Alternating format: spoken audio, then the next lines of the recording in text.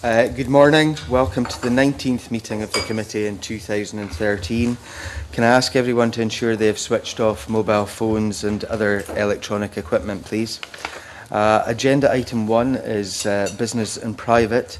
Can we agree to take items 5, 6 and 7 in private? Are we all agreed? Thank you. Item 2 is subordinate legislation. We're to consider a negative instrument entitled the Building Miscellaneous Amendments Scotland Regulations 2013, SSI 2013/143. Members of a paper from the clerk setting out the purpose of the instrument. The Delegated Powers and Law Reform Committee considered this instrument and did not have any comments to make on it. Do members have any comments to make on this instrument? Are we agreed not to make any recommendations to the Parliament on this instrument? Thank you very much. Agenda item 3 is an oral evidence session on our inquiry into the delivery of regeneration in Scotland. This is the first formal evidence-taking session we have held in this important inquiry. However, the committee has already undertaken 3 supporting fact-finding visits to Aberdeen, Cumbernauld and Glasgow so that we could meet with local communities and learn from their experiences of regeneration. We plan to undertake further fact-finding visits after the summer recess, as well as hearing from community representatives at our meeting next week. Today we have 2 panels of witnesses. The first looking at the housing sector in terms of its importance to regeneration policy. So I'd like to start by welcoming our first panel, David Fletcher, Assistant Director of Regeneration with the Glasgow Housing Association, Dr Colleen Rowan, Membership and Policy Officer with the Glasgow and West of Scotland Forum of Housing Associations, Craig Sanderson, Chief Executive of Link Group Limited, Pauline Barber, Policy Consultant with the Scottish Federation of Housing Associations, and Gavin Corbett, Policy Advisor with Shelter Scotland. You're all very welcome here today. I understand that for some of you this is your first time in front of a parliamentary committee. We don't normally bite, I have to say, so just relax. I wonder if you would like to make some brief opening remarks. Gavin, do you want to go first, please? I'm quite happy to put straight to questions, I have to say. You are? Yeah. Is everybody of the same opinion, or does anybody want to say anything? You want to go straight to the questions? I like you guys straight off, I have to say. Maybe if I could start the ball rolling. The committee, as it has been doing its rounds, and also in terms of our inquiry into public service reform, have looked quite closely at community planning partnerships. Obviously, they have got a part to play in regeneration. What's your own experience of community planning partnerships? Are they working for you? Are they not? And if not, what's not right about them? Gavin, I'll pick on you again, please. That's fine. I mean, I'll probably bow to some of my colleagues' greater experience on the ground. I think my perception of community planning partnerships, and it's my own perception, I suppose, in Edinburgh, is that the purpose of kind of integration between public authorities and between the voluntary sector and other partners is important. At a neighbourhood level, I think there's a big gap between what people themselves regard as neighbourhoods and what neighbourhoods typically are characterised within partnerships. So just thinking about where I stay in Edinburgh, I would say that in the community planning partnership at neighbourhood level that I'm part of, there's at least 10 or 11 separate communities. And I think that begs the question of how do we actually reinforce the ability of those neighbourhoods themselves, as people understand them, to play a meaningful part in community planning partnerships. And I think we're a long way off from getting that right yet. But as I say, I'm sure my colleagues will get more detailed experience from their own work. Thank you. Pauline? Hi. Our main point to make on that from the SFHE membership is that we found that the membership of the community planning partnerships don't often include housing as standard, and we would really like to see housing at the table just because of the involvement with health, social work, everything has to be there, and housing is an integral part of that. So that's my main point for that one. Craig? I would just agree with that. Since the demise of Community Scotland, there hasn't been, in my view, a high enough representation of housing interests at community planning partnership level. Community Scotland used to have a place on all of the partnerships, in my experience, but that contribution to the debate, if you like, has been missing. I've also had feedback. We work across about 24 local authority areas, and I think the performance of CPPs is very mixed around the country. But we always get comments that from local community members that they don't feel that they are a strong enough part of these partnerships. They seem to be dominated by local authorities and by the other sort of agencies. I think it's health and the police that tend to have a right to be on CPPs, but there appears to be scope for others to have a place at the top table. My own experience tells me that some of the work that's done with housing are often done in subgroups of the community planning partnerships. Is that your experience? That is correct, yes. And at that level, does that work okay, and is that fed up the chain? If you It like? sometimes does, yes. I won't name local authorities that are doing better than others, but please do. No, I won't. But I think that housing has to be seen to be having a place at the top table. You know, I think it's strategically important for that to be seen, and also to have community representation far enough up at the table. Colleen? Yeah, I would echo the previous comments. I think for our members, the problem around having a seat at the table and representation is something which has been a problem. However, in Glasgow, the community planning partnership structure is changing, or in the process of changing, and we're hoping to get a seat above the kind of subgroup level, which I think our members want, and we feel that that is an area where we need to be represented. I would also like to just reiterate the point about the geographical level that CPPs operate at. Very often the decisions that are taken at these levels bear no relation to what people at the kind of micro neighbourhood level feel is needed or want in their own local communities. Thank you. David? Chair, I broadly agree with a lot of my colleagues' comments. I would say that GHA and its engagement in both strategic and the subgroup level in the Glasgow Community Planning Partnership, a lot depends on how you resource it and what you put in. So there will be maybe a reasonable and understandable mix of experience even across the city in that regard. I do think we need to guard against a misunderstanding of some of the language around community planning. In a past life, I had been involved in the community planning task force when I previously worked out in the Easterhouse area for the Glasgow Alliance, the forerunners of the community planning structures in Glasgow. And much of the legislation, of course, was trying to enshrine ways of working across mainstream partners. So police, social work, the local authority in all its guises were complementary, but at that point still to be fully tested arrangements for engagement with local communities. A way of cracking that neighbourhood engagement to better connect with that strategic way of working across the city. I think we've got a way to go, Chair, to crack that. What I would also be interested to know is the membership in your own organisations too. Are there representatives from Regeneration communities in the bodies that you represent here today, and at what level are they at? David, do you want to kick off? In terms of the below city level, or sorry, at the city level, our Chief Exec and Chair of the Board would engage in strategic forums and community planning. Below that, at sub-city level, Glasgow splits into 3 strategic planning areas. So our respective area directors who've got housing management and regeneration staff within their functions, they would regularly and routinely attend those meetings.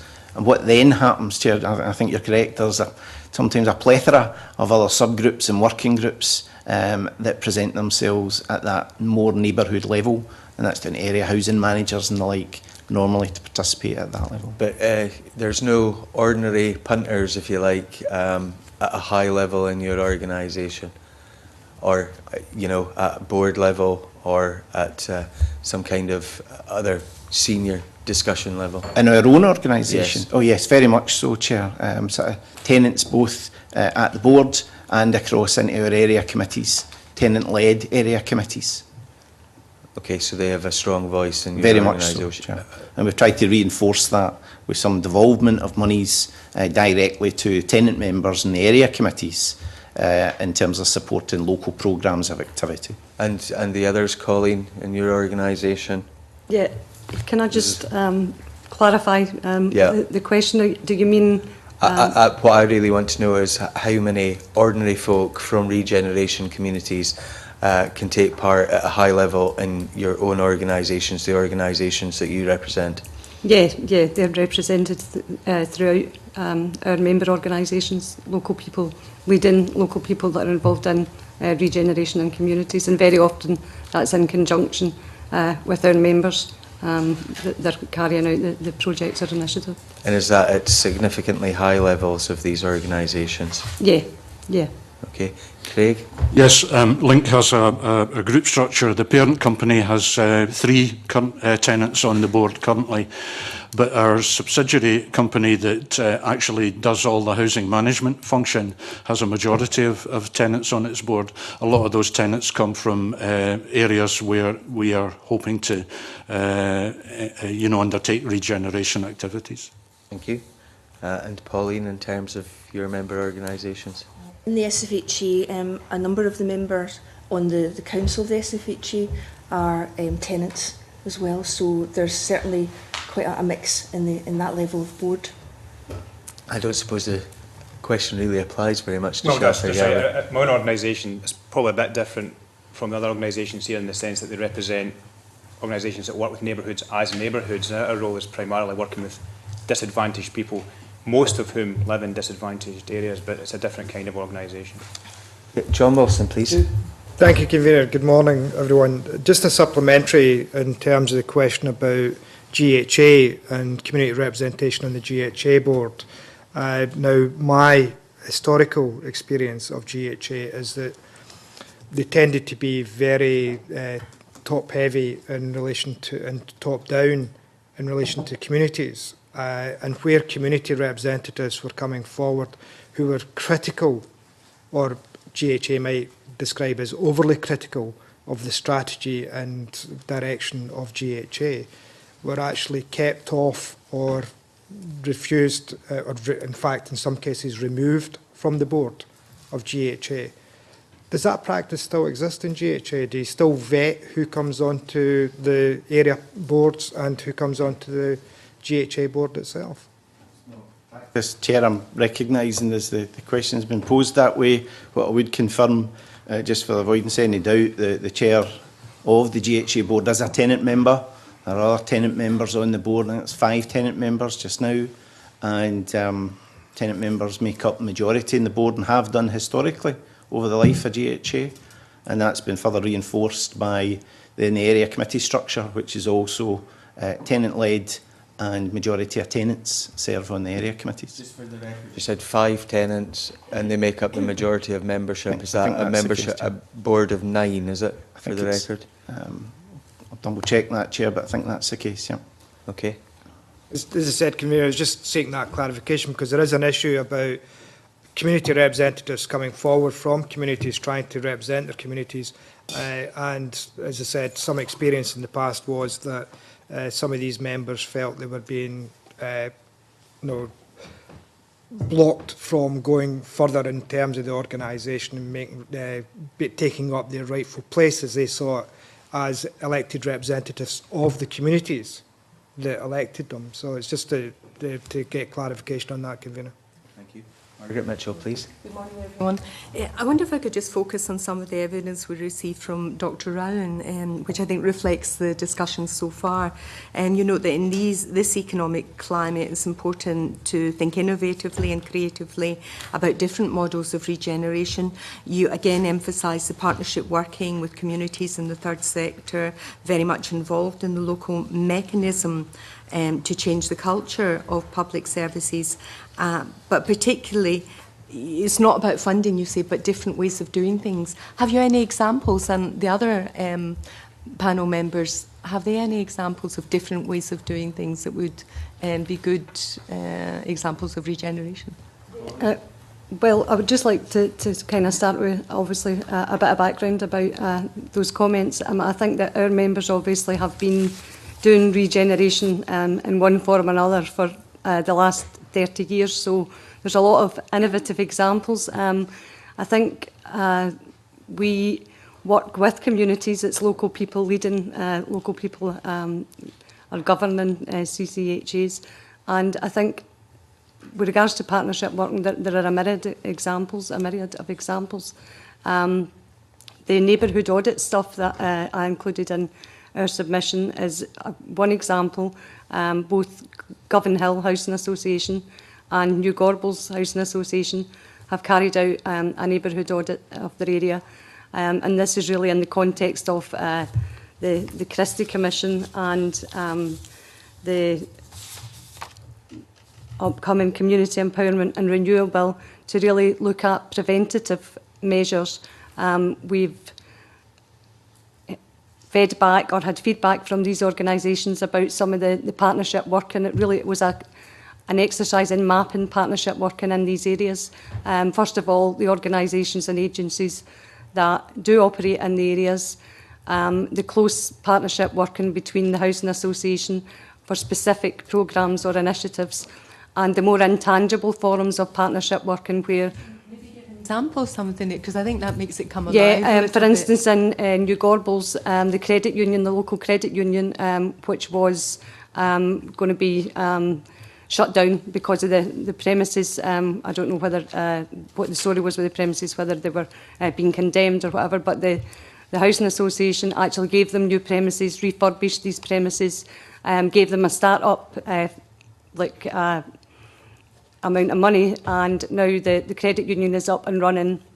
The Housing Association refers people to the credit union, and they work in tandem in that way. So that's, sorry, I wasn't... Yeah. You also mentioned, we'll go round and ask other examples, but just before I leave it, this community anchors, and I think you feel there was an opportunity lost maybe in the paper on the Community Empowerment Bill to include this. Could you expand on that a little bit? Yeah, I think this was something that we were delighted to see in the first consultation around the Community Empowerment and Renewal Bill, because we feel that ourselves and other agencies like local community development trusts, not just CCHAs, have been carrying out this community anchor role again over a period of the last 30 years. And I think it reflects that our organisations are very much rooted in their communities. They have trust relationships with communities. They have assets in communities. They're self-funded, so all of these things. And I think the anchor definition really speaks to that and to the roots of the community-based housing movement. That here is an organisation that is really rooted in that community, and where members of the community come, not just about housing, for instance, they come about health issues, they come about welfare issues, and just to have some kind of, I don't know, government backing or identification or acknowledgement that, this is the definition of a community anchor. We can work with these people can, be a kind of a host for other organisations or can initiate partnership working. So I think that's something that we were really keen to see.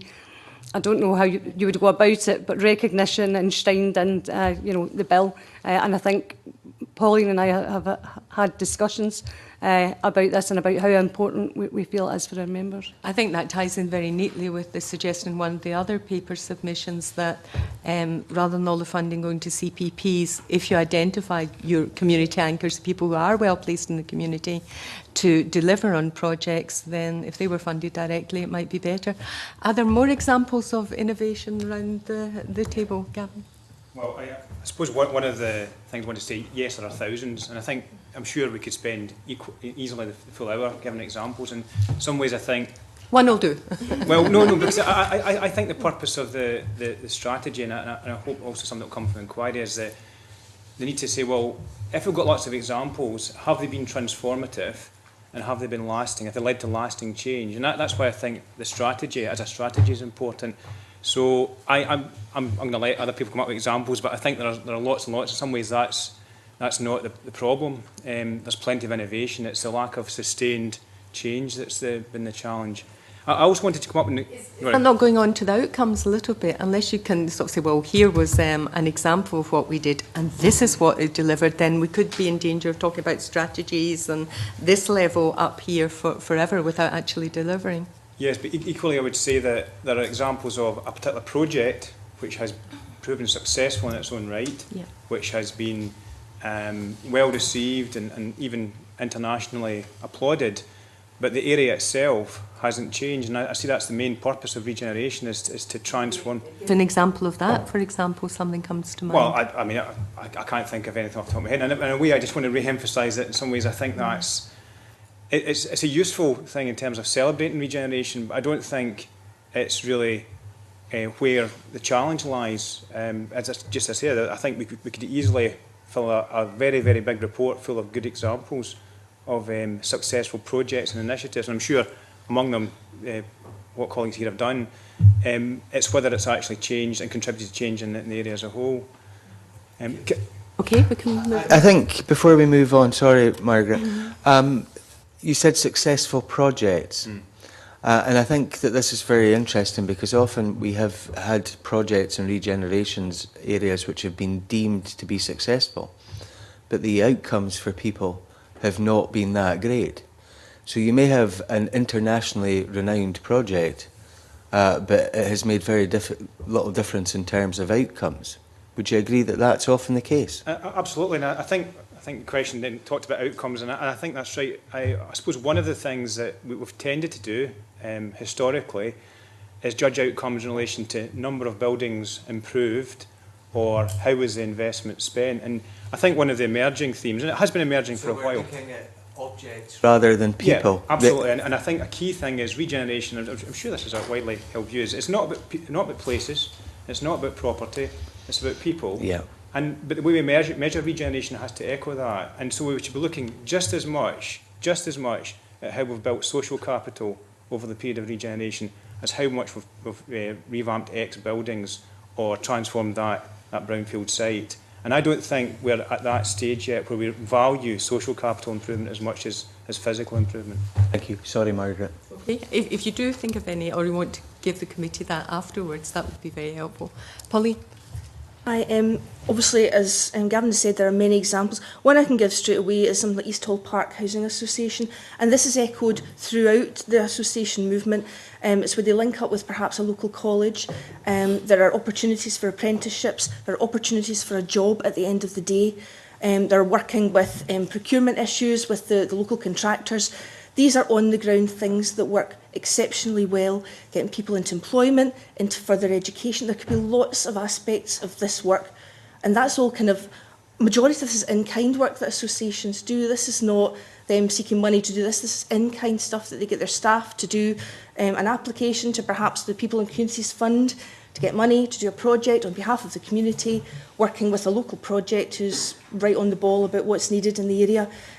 These work exceptionally well. There's Link, there's NG Homes. All of these organisations are doing exceptional work, really quite innovative stuff that can be passed around to other organisations to learn from and perhaps not copy, but utilise in their own ways for their own areas.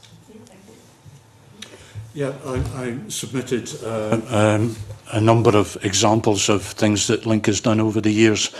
And if I was to choose one of them, I think it would be the dental surgery in Kirkshaw's in Coatbridge. We were going to build on a site that would accommodate 2 houses, and a guy approached us who had grown up in the area and become a qualified dentist, said there weren't very good facilities around the place, and if we were to build a surgery for him, he would provide an NHS service for the next 10 years. So we went ahead with that. We put money into it ourselves. We got money from Lanarkshire Health Board and wider role funding from the Scottish Government and big lottery and other things. And he opened for business and he wanted 1,200 clients within 2 years. He had 1,200 clients within 2 weeks. The day he opened for business, there was a snake of folk up the road and towards Coatbridge Centre. And the outcome of that has been locally a significant improvement in oral health in the area, because a lot of people went to that surgery no having been to a dentist for a very long time. But there's plenty of other examples. Could I just say one thing? We are able to do that because we are fortunate to have been in business quite a long time. And we have built up reserves, some of which are free reserves, and we have surpluses, and we feel it's incumbent upon us to reinvest them into the business. So that's why we got involved in those sorts of things. Not every association can do that, but we think we have an obligation, because we are in a fortunate enough position to be able to do it. We feel we should do it. That's very helpful. And David? Chair, Link invested quite a lot of our own investment monies in supporting community regeneration schemes. We mentioned earlier briefly the area committee monies which are dispersed and prioritised by local communities. So supporting projects from community garden initiatives, village halls, conservatories for sheltered housing complexes, things that are prioritised in significant small scale but important and priorities locally. But alongside that, operating at a city level, where best can we use our financial clout and scale of the organisation to deliver some programmes at scale. So a couple of examples of that, Chair. From humble beginnings in a project in Castlemilk, our community janitors programme has employed over the course of the last 7-8 years now, over 1,500 people. It's an employment training initiative with Jobs and Business Glasgow, and in terms of outcomes, that not only helps respond to neighbourhood concerns in terms of cleanliness and the maintenance and the estate management of local communities, but also builds confidence and capability and has good job outcomes for participants in that programme, mainly guys, but not only men. Our Modern Apprenticeship initiative gives a white-collar opportunity, particularly for young people, in partnership with Skills Development Scotland. I'm very proud of how that programme has also grown, and latest intake of around 25 to 30 apprentices in the coming year in our offices and in Partner Housing Association offices across the city and hopefully beyond.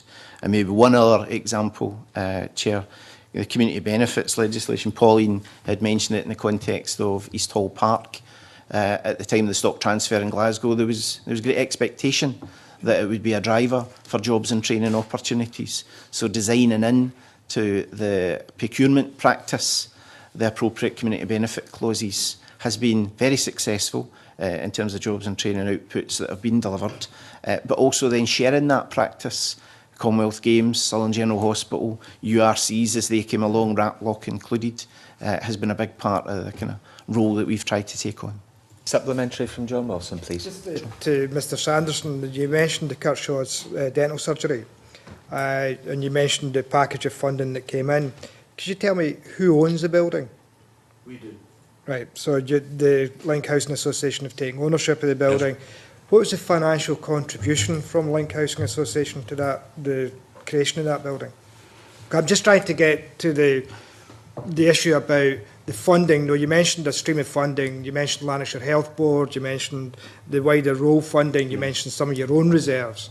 And it's just to try and find out, as a package, what housing associations are doing, because I'm aware of the history of housing associations and the wider access role that they've played, the monies that have came into housing associations, but it's just in terms of what, as a percentage, was Link's financial input into that project. Okay, I can't tell you that just now, Chairman, but I could submit that information to you. That would be very useful, Mr Sanderson, if you could do that.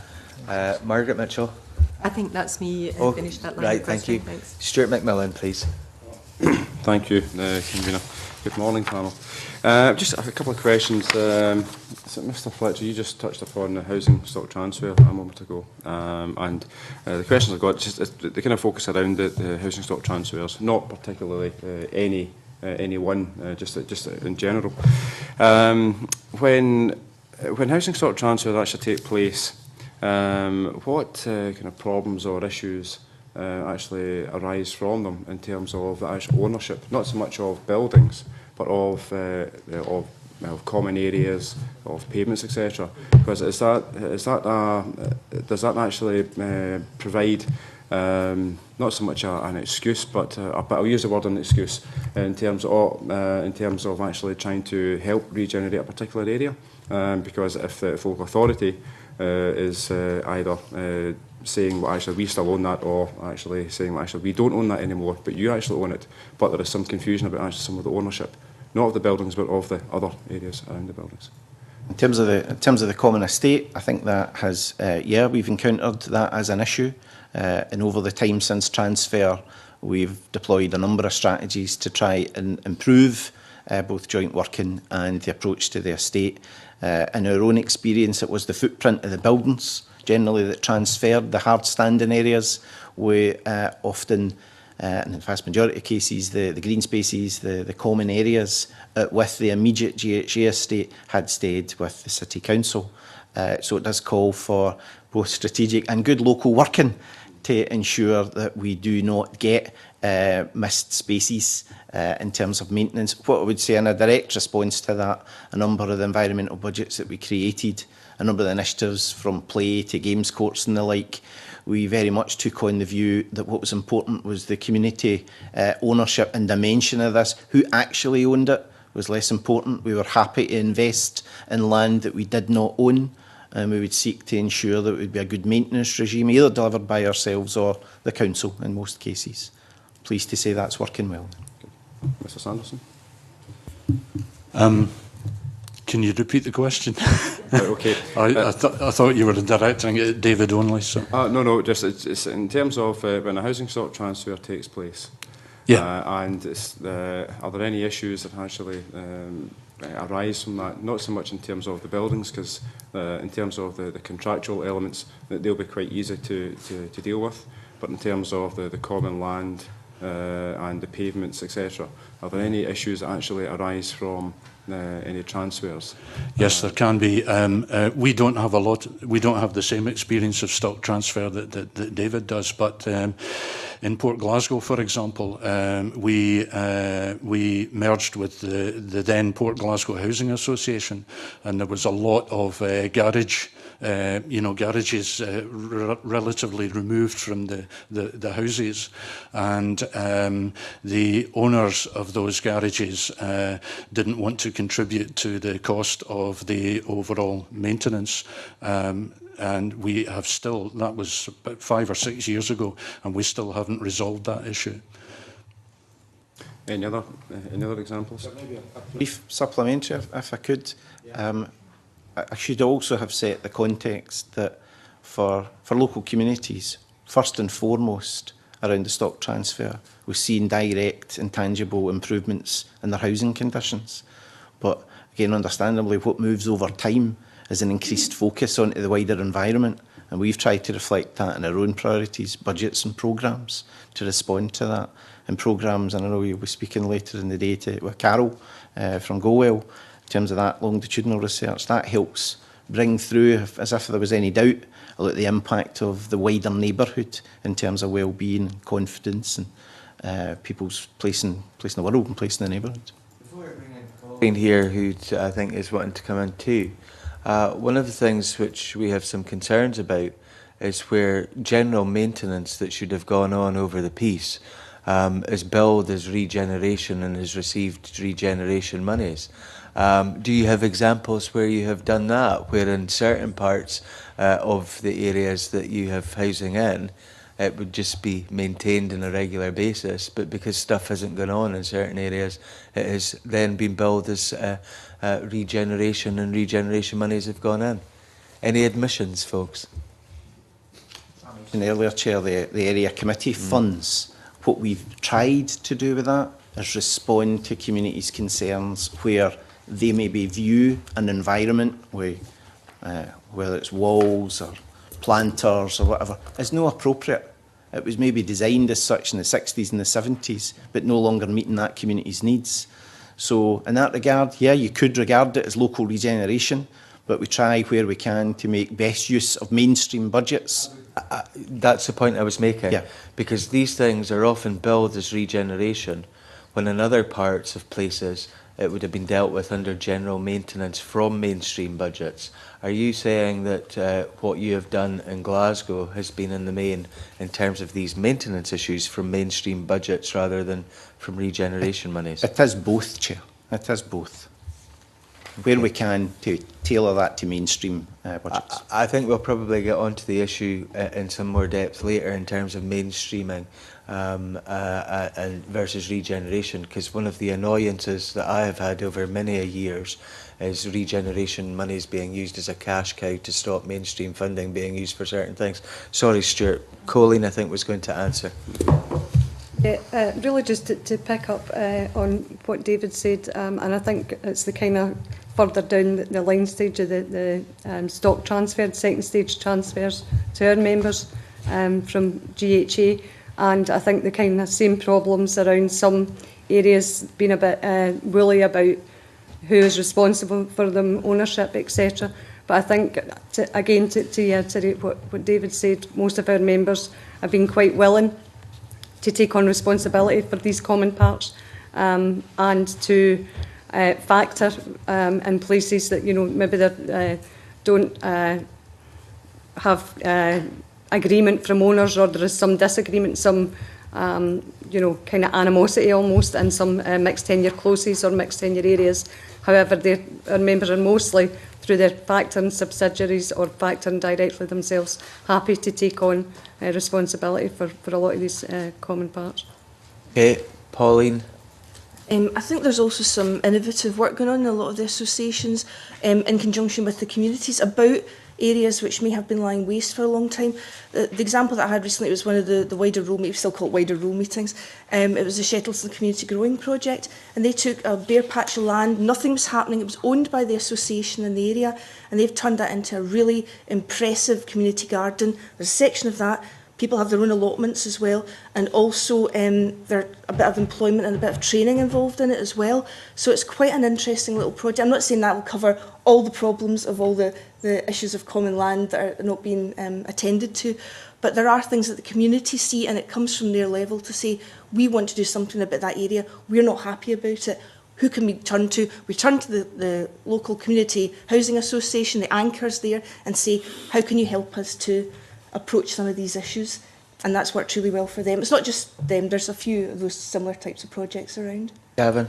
Yeah, I wanted to pick up on where Colleen was going with her response, and I think in some ways the bigger fault line in policy is not so much between stock transfer or not, because in some ways the housing revenue account is meant to be self-contained, although stock transfer kind of sharpens that analysis. I suppose it's much more about the fact we've got no such thing as a council estate or a housing association estate, and I haven't had for quite a long time. These are all mixed tenure estates, and one of the things that I think has happened under the radar in the last 10 years in particular is the growth of private renting in those estates, quite often accidental landlords.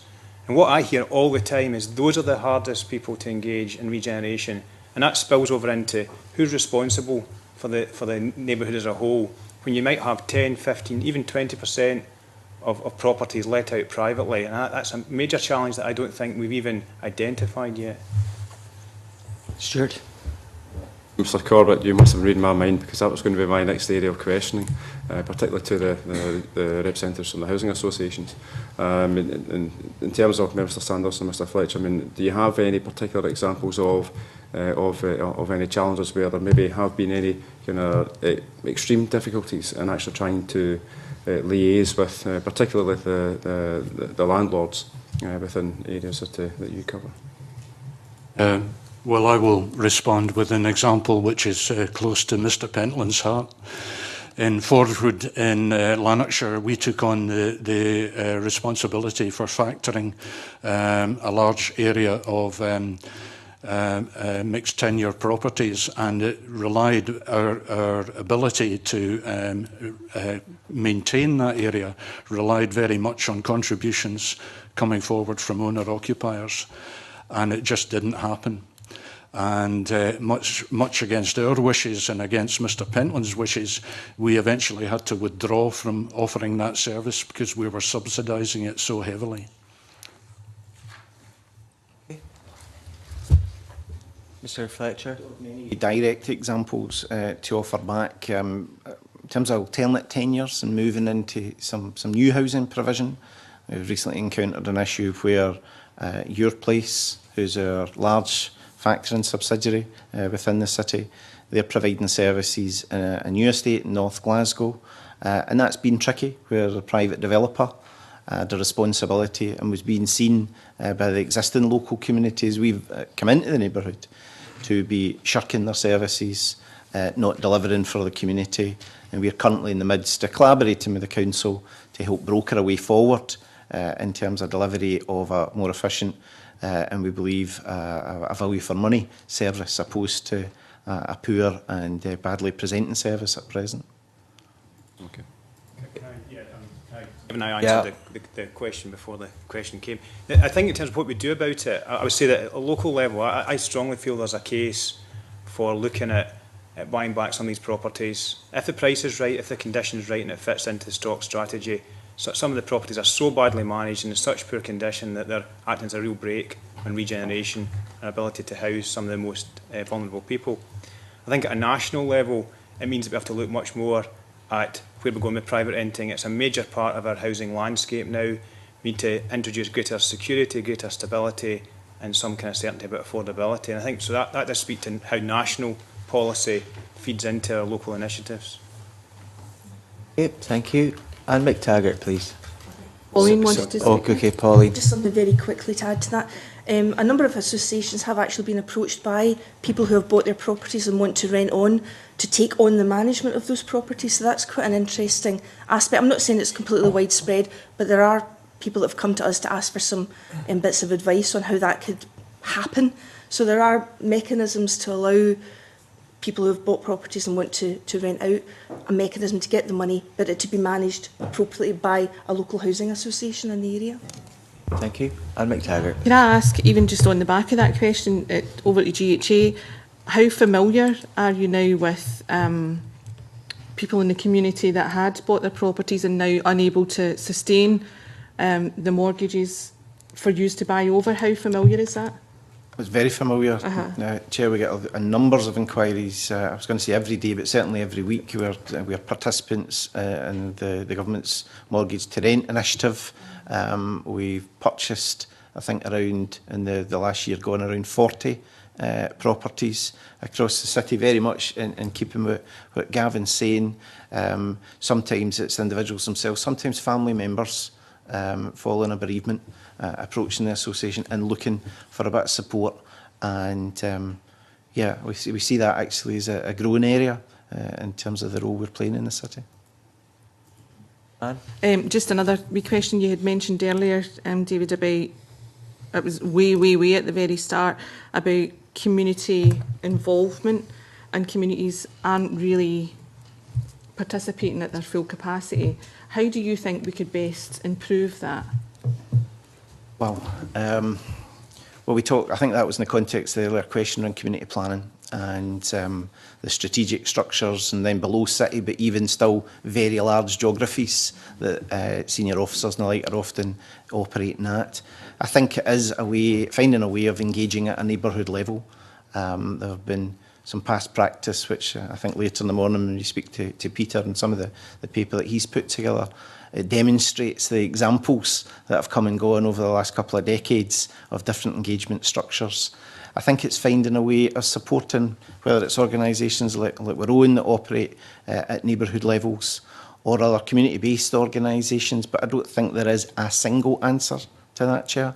I think there needs to be a flexible approach in terms of the definition that's used around community anchors. Housing associations will and can play a key role, though, in helping engage more people across the cities and beyond. Does it always just seem to be, though, that it's the same group of people who are on every committee that's on within the community? So how representative of that community are they? The national standards for community engagement certainly strongly recommend guarding against only going to a particular walk of life or a particular group of tenants or residents. And I think that is a risk. I think we will have all seen in our working life numbers of people who wear many hats, often becoming exhausted by the community activity that they commit to. So I think we've got responsibilities to help bring through more people through different forms of engagement. Sorry, just my last, just really out to the other members, how do you do that? Yeah, I think encourage new people. The question goes right to the heart of what I think the regeneration strategy is about, which is building community capacity. And we've all touched on it already. There's a big problem with burnout, and I think what strikes me is that this is these are areas where there's sometimes a lot of people with additional challenges in their life, and we need to find ways in which the work that we already do with them, and I'm thinking about the way we provide housing support, for example. I know Craig's organisation is a lot in housing support. Can we expand the scope of that to give people the tools by which they can become more engaged with their neighbourhood or community? In other words, not creating a separate type of work, but recognising the fact that we work with a lot of the people already and say, well, what skills do they need to be able to engage more fully in their neighbourhood as part of how they develop themselves, as well as how the neighbourhood might develop? Ollie? I think a lot's to do with what's available, I'd hate to say it funding-wise, about trying to encourage people in the communities to get involved. I know that, as far as I'm aware, there's going to be a separate stream running parallel to the People and Communities Fund to help community capacity building, and I'd be interested to find out a bit more about the development of that and what that will mean for communities, because I think that'll be a wonderful asset to help people grow and develop in their own areas and help them become a full participating member, and people who may not have been involved in things before. Gavin mentioned our housing support services. At one time we were probably funding that to the tune of about £250,000 a year in order to keep it going. What's essential is you've got to employ people to talk to other people and to build up good relationships. Okay, you can quickly find out if somebody is not representative, you know, if you're talking to them. We haven't found that generally. We have to say that we've generally found that people are genuinely representative, but you've got to put the resources into putting the time aside genuinely to engage with people. Ollie? Well, our members are based in their local communities, and people see them as being part of their local communities. Local staff very often are local residents as well. So I think that is a big thing. This relationship of trust that I think I mentioned in our written evidence is key here, and it's something that, you know, has been built up, as I say, over years and years. Just an example is one kind of innovative approach to getting people involved who aren't the same old faces, if you like. Arden Glen Housing Association in Castlemilk has decided that they're going to go down the route of getting them young, if you like. So they've set up this initiative. It's called Teen Zone, where the local people film events for a kind of video blog newsletter type thing. But they're also involved in trying to get them into the kind of governance side, so passing on the baton, if you like, from older committee members. So I think that it's these kind of approaches that are going to keep people involved and keep people being part of the kind of the decision-making processes in these organisations. Also, our members, all our members here are involved in employment and training initiatives, promoting financial inclusion, providing myriad of community services, promoting volunteering in the community. So you come into contact with, you know, a vast swathe of the community and not just one stripe or strand, you know. And I think all of these things are will continue to happen, and also broaden it out to different people in the community. Former community worker, that's just music to my ears, and I do really enjoy that project that you talk about, and shadow boards in a sense, because young people exactly, that's need to learn from others. Super, thank you. Great. Thank you. John Wilson, please. Thank you, Convener. Just to follow up from Anne McTaggart's question about engagement in Glasgow, and it's mainly directed at Mr Fletcher. Could Mr Fletcher tell me how many tenants and residents associations currently exist in Glasgow? I would need to double check that number. There are very many, Chair. My estimate would be maybe across the city 60 to 70. I think in previous days there may have been a larger number, but I'd be happy to submit a written response in that. So, Mr Fletcher. 15 years ago, I can assure Mr Fletcher, there was over 200 tenants and residents associations in Glasgow, because I did the survey and found out how many tenants and residents associations were actively engaged with Glasgow City Council at that time. Convener, on to my main question is really, are the targets or outcomes set for housing associations concentrated too much on financial performance, housing improved or built, and not on the economic and social impact for the existing residents in the areas that are being affected by the improvements? Gavin, do you want to go first?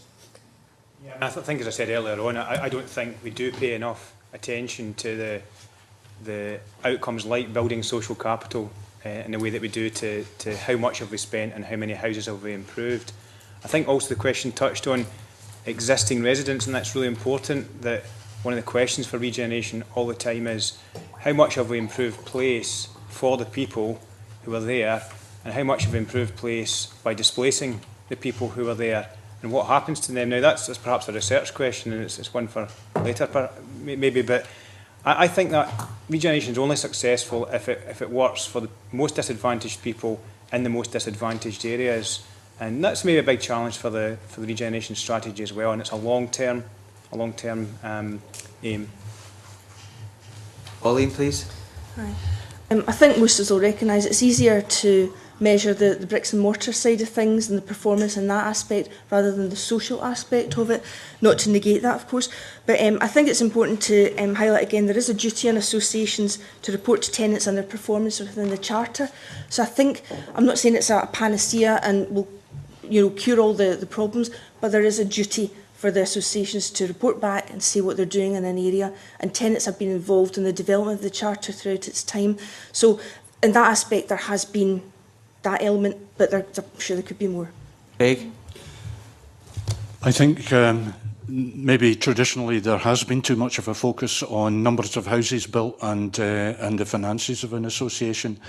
And we are experiencing a wee bit of, maybe tension's not is too strong a word, but Scottish Government is trying to encourage us to use free reserves to do innovative projects and to do good things with that money. The regulator is kind of saying, well, don't do so much of the wider action stuff, focus on keeping your nose clean and building more houses.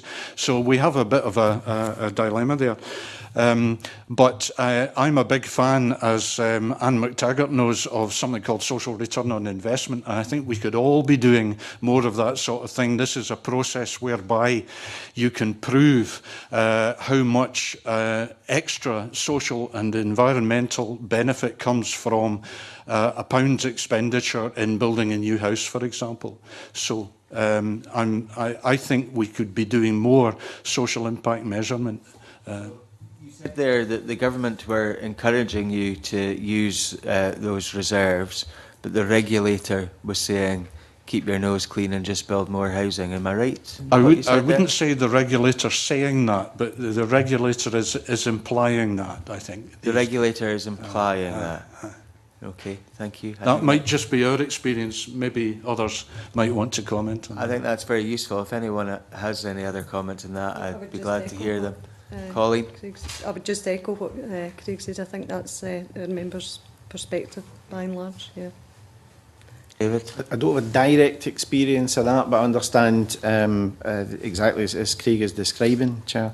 But we have a series of targets that we set annually around what we call our Better Lives programme, which tries to drive away, and come back to the question, from only that focus in finance and building in the estate.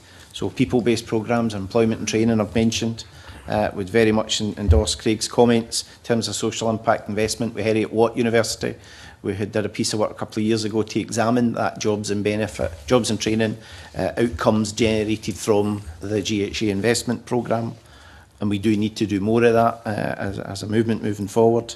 With other targets around engagement programmes, including bursaries, partnerships with the Education Department, supporting access to further education colleges and universities, particularly trying to reach and target people who have all the ability but maybe not the same opportunity, and trying to take on board an advocacy and champion role to help connect through our services and our frontline staff.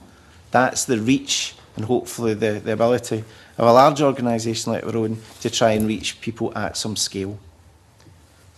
John. The point I was trying to get to is that I think Gavin Corbett picked up on it, is that we do a lot of regeneration in communities. We do regeneration to that community. But what we don't seem to measure is the economic benefit to the individual household within that community. And we see a lot of displacement having taken place over the years. We've seen a lot of new builds, owner-occupied projects coming in tandem with some of the housing association work. And that, in my mind, skews the overall economic impact for the residents that are there. And they don't really see any real economic improvement in their own household incomes, despite all the money we've spent in regeneration projects. And there are areas throughout Scotland we can certainly go to and point out that, despite having spent £20 million, £30 million improving an area, the reality is the existing residents in that area have not benefited economically. How do we get that? How do we measure that?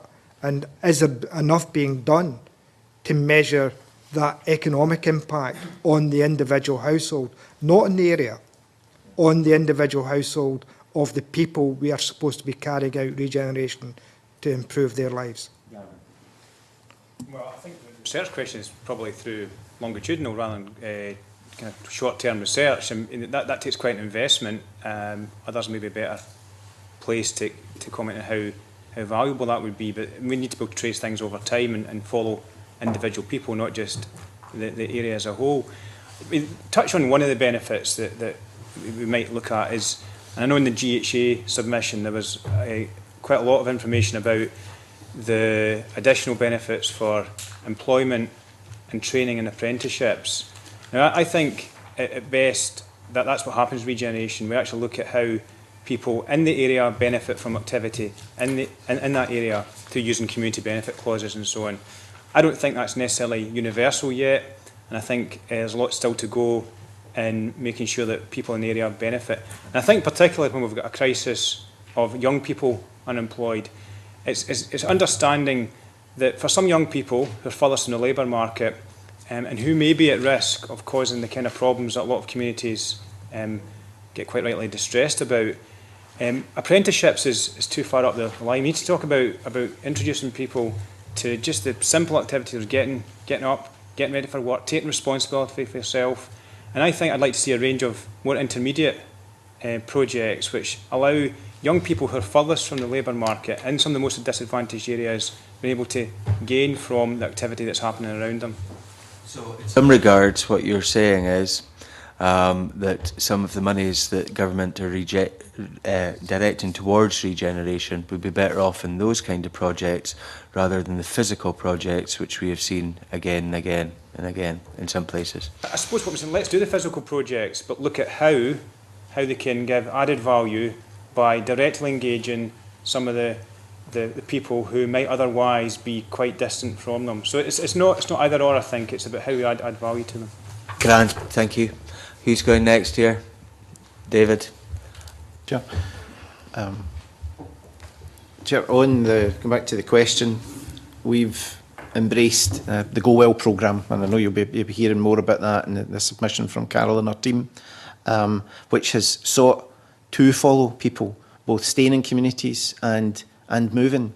As the committee will be aware, it's very commonly the case in regeneration areas that are going through turbulent change, and that's a lot of rehousing, it could be demolition, that there'll be a churn in the neighbourhood in terms of a turnover of the stock. So there's many challenges involved in being able to follow an individual on that journey.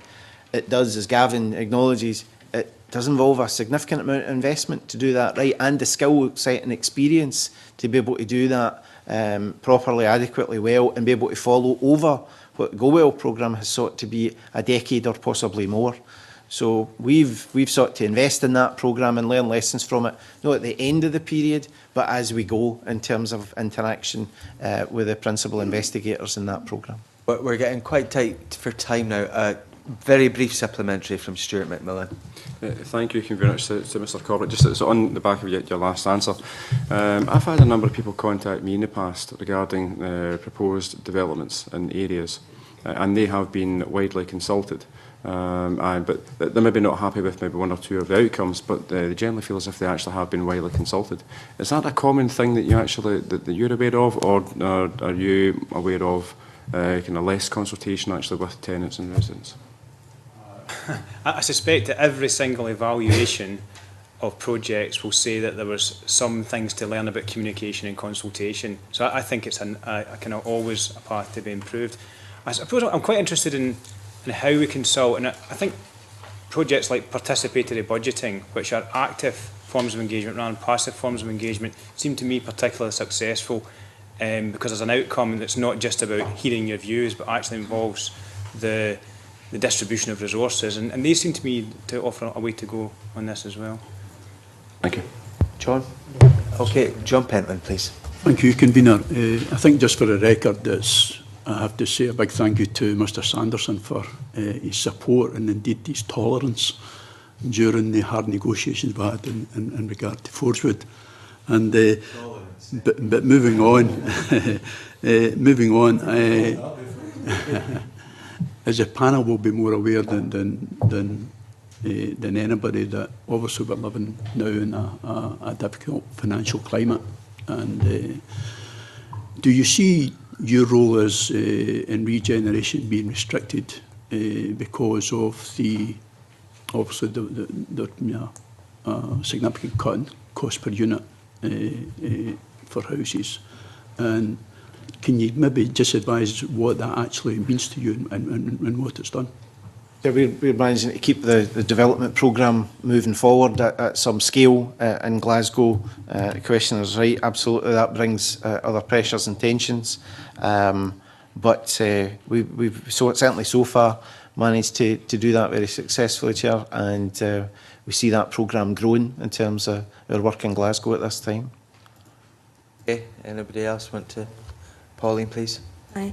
I think from our point of view, if the grant levels were raised, associations could do more and could unlock private finance in the light of a lack of bank lending at the moment. The example I can give is Alban Housing Society has discovered that at £40,000 they can build 25 houses, but at £60,000 they can build 75 houses. And we're trying to say if grants set up at 65%, that can make a major impact on the social housing provision. So why would more grant money unlock more private finance? When we, it would lever in. But we have heard that leverage is much higher now than it has been previously. Is that the case? I'd have to check on that, but the example from Alban I think is one that may be quite an interesting one because they have done some research into how they could manage with different levels of grant. I think that would be very interesting, but I think that we would need more than just the basics there. I think we'd need to see the business plan. Mr Sanderson. Yeah, I'm now on record as having said that I think for a long-term future for social housing, then subsidy level has to go back up to the 60 or 65% level it was at in 2010. In 2011, and since then it's been brought down to about 40%. Now, you cannot make social housing stack up on a long-term basis at those grant levels. We managed to do it by putting some of our land bank into that and putting some of our free reserves into that. But you can only sell your organs once. And our business plan at the moment gives us a healthy development programme. But after 3 years, we tend to fall off the cliff. because the current financial arrangements we have will run out. They've been quite good because they were negotiated before the recession. But future funding, as you suggested, Chairman, may be much more expensive if it comes from the private sector. So again, we have to compensate for that additional cost of borrowing by maintaining subsidy levels. And it's only by building houses that we can continue to create jobs for people. Before I bring in Colleen, has there been any investigation of using pension fund monies to, and how have you got on with that? Again, well, we've looked at that. We've looked at bond finance. It is less convenient, if you like. At the moment, we borrow from a bank by having what's called a loan facility. So we only have to draw down that money when we need it. So if we hit planning delays or something like that, it doesn't matter. We're increasingly hitting planning delays. If we borrow money from a bond, through a bond, we've got to start repaying it the day we get it. So if we can't start on site and finish in time, then we lose money. Maybe leads to more efficiency, eh? Colleen? Yep, I would refer the panel to our submission to the Housing Investment Committee. I think that was last year we gave evidence, written evidence and then oral evidence, and I can submit that to the panel, and that outlines our concerns and some of the barriers potentially that we see our members see with regards to reduced investment. I think that again that would be useful. Mr Pentland? Following up from Mr Sanderson's response here, am I right then, did I pick up right there then saying that if within the next 3 years, you know, the unit cost does not rise, then there's a possibility that some housing associations could be falling off the cliff? No, I said that the delivery or the provision of social housing may be impossible. We're already making more of our development programme available for what's called intermediate or mid-market or sometimes affordable rent. But we feel the greatest need still, especially in regeneration areas, is for housing at social rent levels. Just one other question, and it's following on from something you'd asked earlier, Chair. If you're going to change the subject, can I bring in Mr Wilson for a supplementary and take you back, John? Thank you, Convener. It's just really in terms of the subsidy issue. For me, having worked alongside housing and saw housing developments taking place, would anyone in the panel like to comment, was the housing funding strategy adopted when housing associations were being promoted the wrong model? And should we have been looking at a different, if we were able to start again, would we look at a different model? Because some of the housing associations were started with almost 95% grant funding, and I understand it on the basis that 95% or 98% grant funding, initial stage funding, would allow them to become self-sustaining over a period of time. And given the levels of subsidies we're now talking about, 65% and issues like this, are housing associations not self-sustainable?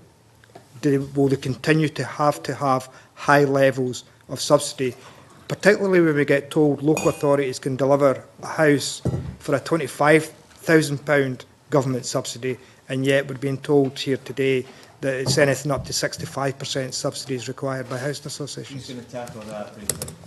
Craig? I'll give it a bash. You've got to be careful you're comparing apples with apples. The reason why local authorities could build with less subsidy was because they already owned the land. When we're working out a feasibility in a project, we've got to include the purchase of the cost of the land in it. So that's one reason why local authorities were able to do it cheaper. Your question about whether the model was initially flawed, no, I don't think it was. I think it's the success of housing associations of all types, whether they're nationals like Link, or whether they're community-based, or whether they're regionals, they're sort of in the middle. I think the success has been fantastic. And I think, as you know, Scotland needs to be proud of that. My impression of the level of subsidy in the 90s that was originally required was more to do with what you needed in order to keep rents affordable, rather than what was needed to sustain a business. Okay, so initially in Glasgow, tenemental rehabilitation, you needed 95% of the cost to be subsidised because you couldn't do it at that amount of work and end up with an affordable rent. So that's my interpretation. So I would say the model is a good one and should be allowed to continue. For clarification, we actually need to get from councils how much they are paying for land, because my experience is that unless the land is in the housing revenue account, which is often not the case, then the councils have to actually purchase land. So I think we need to clarify that point. Mr Pentland. Thanks, Convener. David, we were given this report here when we arrived, and it shows obviously a completed project, a before and after, which is fine, which kind of brings me on to my question.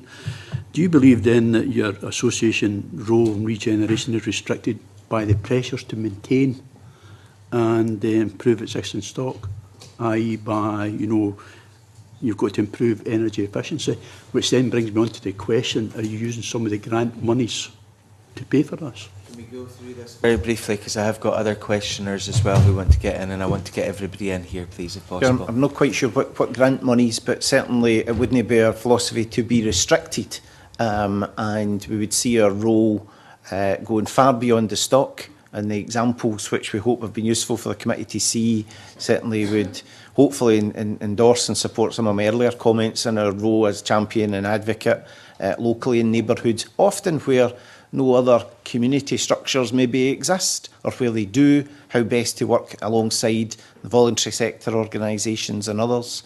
In terms of energy efficiency, maybe just clarify.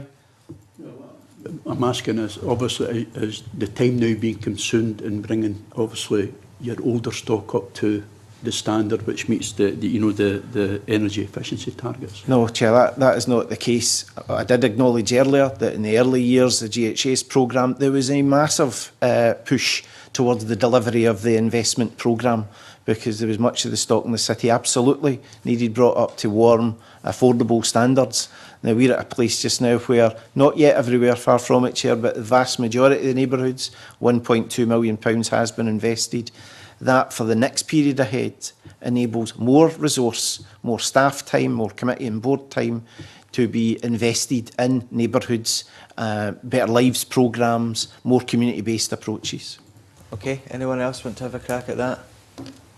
I would just echo what David says. Most of our members' stock, not all, and certainly there are some problems with older tenemental stock in Glasgow, especially about wall insulation. So they're looking at kind of innovative, or trying to access innovative ways to do that, and funding through conjunction with the Scottish Government and energy companies. So that's an ongoing rolling process, but most of the stock is a standard where it's already at that level. Thank you. Yeah, Margaret Mitchell, please. I think you all indicated you were in favour of community audits, but we didn't maybe tease out what these should include. And I think there's an opportunity here, given what you've said. For example, single outcome agreements. You've, I think the link paper, particularly, which I'm drawing on, indicated there wasn't sufficient recognition of regeneration, that there was a conflict too sometimes between the long-term aspirations of housing associations, other RSLs and the community, and the political realities which tends to move the goalposts a lot. Particularly mentioned was the People's Community Fund, which gave, I think, quite a sizable amount of funding, now withdrawn, for regeneration, now withdrawn, with a smaller pot of money divided more widely, and the challenges that brought. So just to comment more generally on the political realities of the goalposts changing with different funding initiatives. And lastly, because we've come across this when we've gone out to communities, procurement, and the way local authorities tend to look at it, very much officer-led, rather than looking at the social benefits that could be incurred in trying to relax the procurement as it's working just now.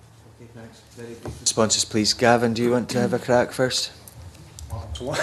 Yeah, I mean, on community audits, I suppose my heart sinks at the term audit. I think I indicated earlier, I'm much more keen on more active forms of of understanding communities. My experience is using things at a small village level through a rural project, and I think if it seems done to people, I think it's less useful than if it's more active. On the last question about how we have a wider assessment of procurement, I mean, my sense is it need to get it right at the specification stage. If we wait until we're looking at tenders that we've got and that's too late, and we need to be specifying at the early stage what is it we want this project to deliver, and then making sure that we invite and seek interest from organisations that are within that ballpark. Okay, Polly. Hi. Community audits, positive things, good for communities to see what others are doing, can learn from their peers, so that's fine. I think others would probably have a bit more involvement in what that entails, the ins and outs. I wonder if I picked you up properly, Margaret. Were you talking about issues now about problems with funding streams and things to get projects going? Moving a little bit, Yes. you mean, for instance, the community people seem to be very good. That's withdrawn, it's been replaced with something that maybe isn't as generous. Yes. I think it's unfortunately an example that hasn't worked out very well. It's the Raploch area, which I think David mentioned earlier. I think with the association's budget being cut, lack of financial capability and lack of grant, the project stalled slightly. And the problem is that the expectations of the community are now not being met, and it falls back on often an association, which is first port of call if it's in the local area, to say, why are these things not happening? You promised us that this would happen. And that's just when we wanted to raise is, you know, there are problems as well as all the good things associations do with regeneration. There are still issues that have to be addressed around things like that. So can you make your case maybe more strongly in the single outcomes agreement to factor in regeneration and what that's achieving for that project? Brief now, please. For example. Maybe I could find out a bit more and report back to the committee on that. Greg, please. It was wider role funding that I referred to that had been withdrawn. At one time it was £12 million a year. It was cut to £6 million a year. It was then replaced with the so-called People Communities Fund. And wider role was only available to housing associations. PCF, quite rightly, probably, is available to not just housing associations, but it does mean there's more mouths to feed for a reduced amount of money. Holly? Just briefly on community audits, the two members, New Gorbals and Govanhill, that I mentioned earlier, who have carried these out, have found them to be very useful indeed, and they haven't been done to the community, and it's not just been a go round and count assets, it's been holding focus groups, it's been identifying local priorities, talking to partner agencies in the area and how they can all better work together for the areas. David? Chair, I probably share some of Gavin's heavy heart around audits, but I do agree that there is a role. I think it's tricky because SOA, community planning, the leadership is rested with the local authorities. So in designing the approach around these audits, I think that needs to be approached carefully to ensure that there is a fit. We talked earlier in the session around mainstream and that being a key driver. It's a tricky process to try and link both these things together successfully.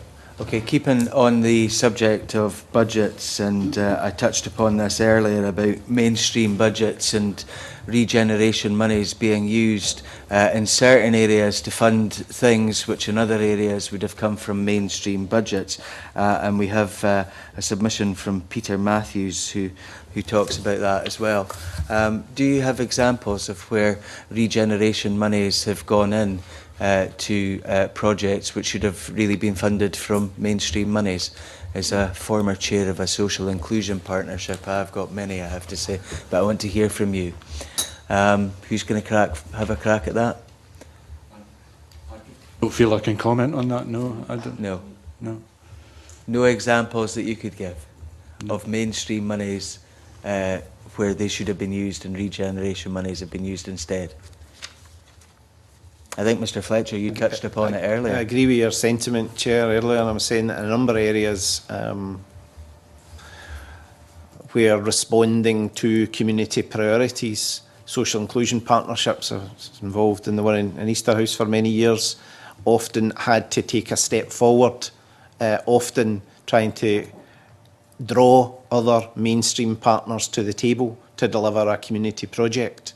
And an example that comes to mind a number of years ago now was the cultural campus, as it was known, the bridge in Easterhouse that linked the library, the swimming pool and John Wheatley College, and that involved the social inclusion partnership sinking significant resources from its own budget and is the lever to create that initiative. I find it very interesting that none of you have got examples of that. Can I go back to one of the points that was made earlier around about community anchors? And I think it was Colleen that said that organisations that she had been involved with have been community anchors for some 30 years.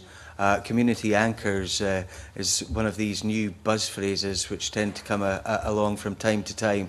If an organisation or organisations have been community anchors for many a year, do they actually need to be defined in law? Colleen? I would suggest that it wouldn't do any harm for them to be maybe not defined in law, but acknowledged as such, and you know. What happens when one organisation that feels it's a community anchor is defined as being one and another, or an individual is not? Well, I think it's... Sorry, I'm just playing devil's advocate here. It's always the case, isn't it? Some people are going to think... But I think it would be useful to have a set of criteria that people Anybody else could want say. to have a go at that? Colleen? I think when there was discussions around the formation of the People and Communities Fund, this issue was raised, and it was quite a difficult one for everyone to thrash through to find out how you can define a community anchor. Now, there have been a set of definitions that have come up, and of course associations meet those definitions absolutely, and some other organisations meet all or most of them, thinking development trusts, organisations like that. So I think it's useful to have the criteria, and the criteria is there. I thank you. Oh, sorry, Gavin. I think I got the scepticism in the question a wee bit, and I think I probably share the sense that community anchor can be as much a dead weight if the organisation which has that label doesn't show how it earns that title and continues to earn that title. So I don't think enshrining it in law would be helpful, because that would tend to fossilise something. But it's a useful metaphor if it's used as a springboard rather than a dead weight. Thank you very much. Thanks very much for your evidence today. I know that's run a little bit longer than you probably expected. That maybe shows that you were good witnesses. Thank you. I suspend this meeting for 5 minutes for a change of witnesses. Thank you.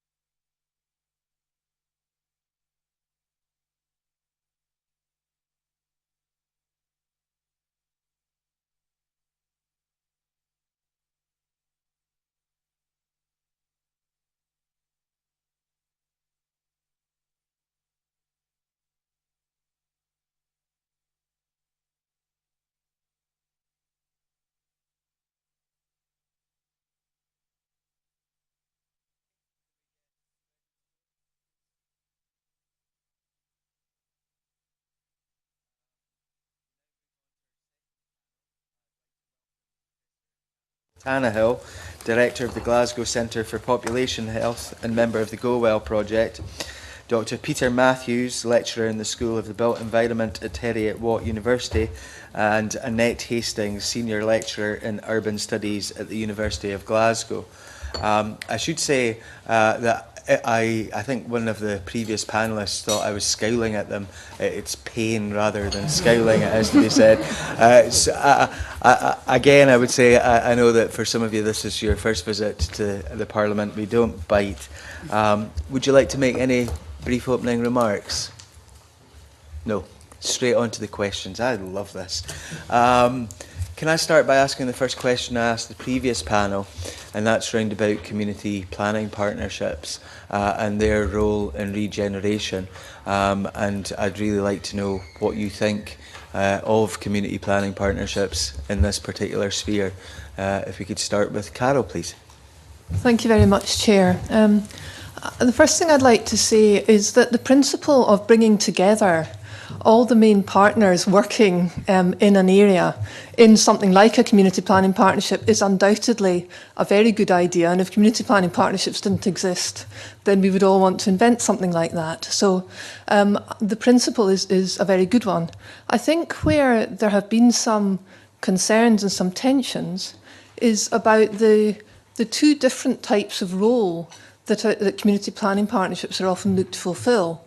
The first one being about coordinating the resources and strategies and services of players at the level of a local authority. And the second one being about the community bit in community planning, i.e. community involvement and reflecting the needs and priorities of the different communities that sit within a local authority area. And with regard to today's discussion, I think that we do need to recognise that community planning partnerships often aren't in a position to have the detailed local knowledge that's required in terms of informing local regeneration decisions. And so we need to think about, I like to think about the idea of a chain, with community planning partnerships being one part of that chain, and actually also having a role in keeping the chain well oiled, if you like. And so they do have responsibility for making sure that there is the community infrastructure necessary for the local decisions. But they often, I think, don't have that very localised knowledge about what's needed in some of the local areas. Thank Hope you. that makes sense. Peter, please. I think I'd share those concerns, and also I think there is this key challenge in community planning that you act at strategic local authority level, and it's very hard for anybody to engage with, and also it acts at local level. The Act says local authorities have to deliver local community planning, and I think from my experience of watching community planning happen at a strategic local authority level, it's very much about these leaders of these organisations coming to talk to each other just to get sort of basic to make sure they're on the same page, sort of level of partnership working. And then it does sometimes get towards deeper partnership working, but a lot of it is just sort of making sure that we know what the health board's doing, we know what the police are doing. And then at a local level, I think more depressingly, there you see a lot of the partnerships are just an arena for local community groups to voice their concerns in what can be a very unconstructive way, and also for the different parts of council departments to come together, often even the different parts of the same council department to come together and find out what each other's doing. And I think that's the sort of partnership working that probably shouldn't be taking place at community planning. It should be moving beyond that. And also at a local level, you see the police a lot. They're brilliant. I saw Lothian Borders Police and Strathclyde Police before the reorganisation doing fantastic partnership working at a local level. But you don't see the local GPs practice. You don't see the local dentists. You don't see other partner organisations at a local level that can make a difference in communities. And I think as well, to echo the point made by Gavin previously, there's a big question about the local arrangements. What is the neighbourhood? A lot of local authorities have just resorted to using the multi-member wards as their basic geography. They are vast, and also they've cut a lot of former regeneration areas in two. Annette, please. I wouldn't disagree with either of my colleagues on what they've said. I guess I would add to those issues and those concerns I think community planning at a sort of citywide, a local authority-wide level and at a more local level is a very useful instrument for being able to understand the different levels of need for particular services of different communities. So as a strategic body, able to bring services together and think about the multidimensionality of needs and to assess whether there are different levels of need in different parts of an area for particular services. I think as a strategic instrument, they're very useful. And that's the kind of, that's at the sort of the heart of the submission that I've made. And related to that, they're also a good instrument to then begin to tailor provision in appropriate ways to meet those needs. I think the other aspect of community planning, the communities at the heart of community planning, be much harder to deliver. But I do think that there is potential within community planning to, in an era when we're thinking about more community-led regeneration, to have a more detailed intelligence about what the potential is in particular places for communities to take the lead, to do things for themselves. And planning for real exercises which have been carried out in many, many areas, do you think that that is the right way to do things and maybe better inform community planning partnerships about what is actually required in communities rather than having things done to them, as one of my colleagues said earlier on? Carol? I don't know whether Peter is actually in a better position to field this than I am. So I don't know, Peter, do you want to pick up on this one? I know of Planning for Real.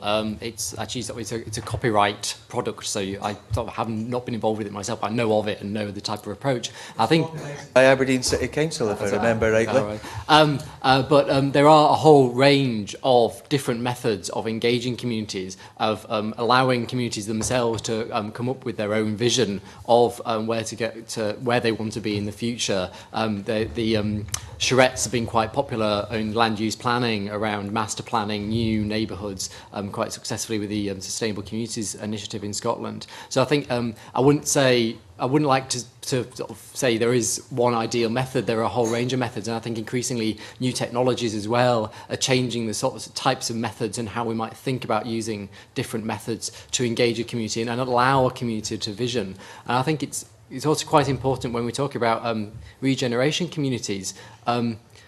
The vision, well, to expect people who might be struggling to think where the next meal comes from, to vision where their neighbourhood is going to be in 20 years, is quite a big ask, I think. So it's also about understanding how the capability of a community to carry out these visioning exercises. Planning for Real with maybe some kind of advocacy involved as well. Yeah. Yeah, grand, thanks. John Pentland, please. Thank you, Convener. I was just wondering, panel, if you could perhaps define what role the community played in CPPs. Way back in 2002 when it was first discussed, it was advocated that CPPs should be about planning by the community and not just planning for the community. Could I have your... could you define the definition? Carol? I'm happy to kick off on this.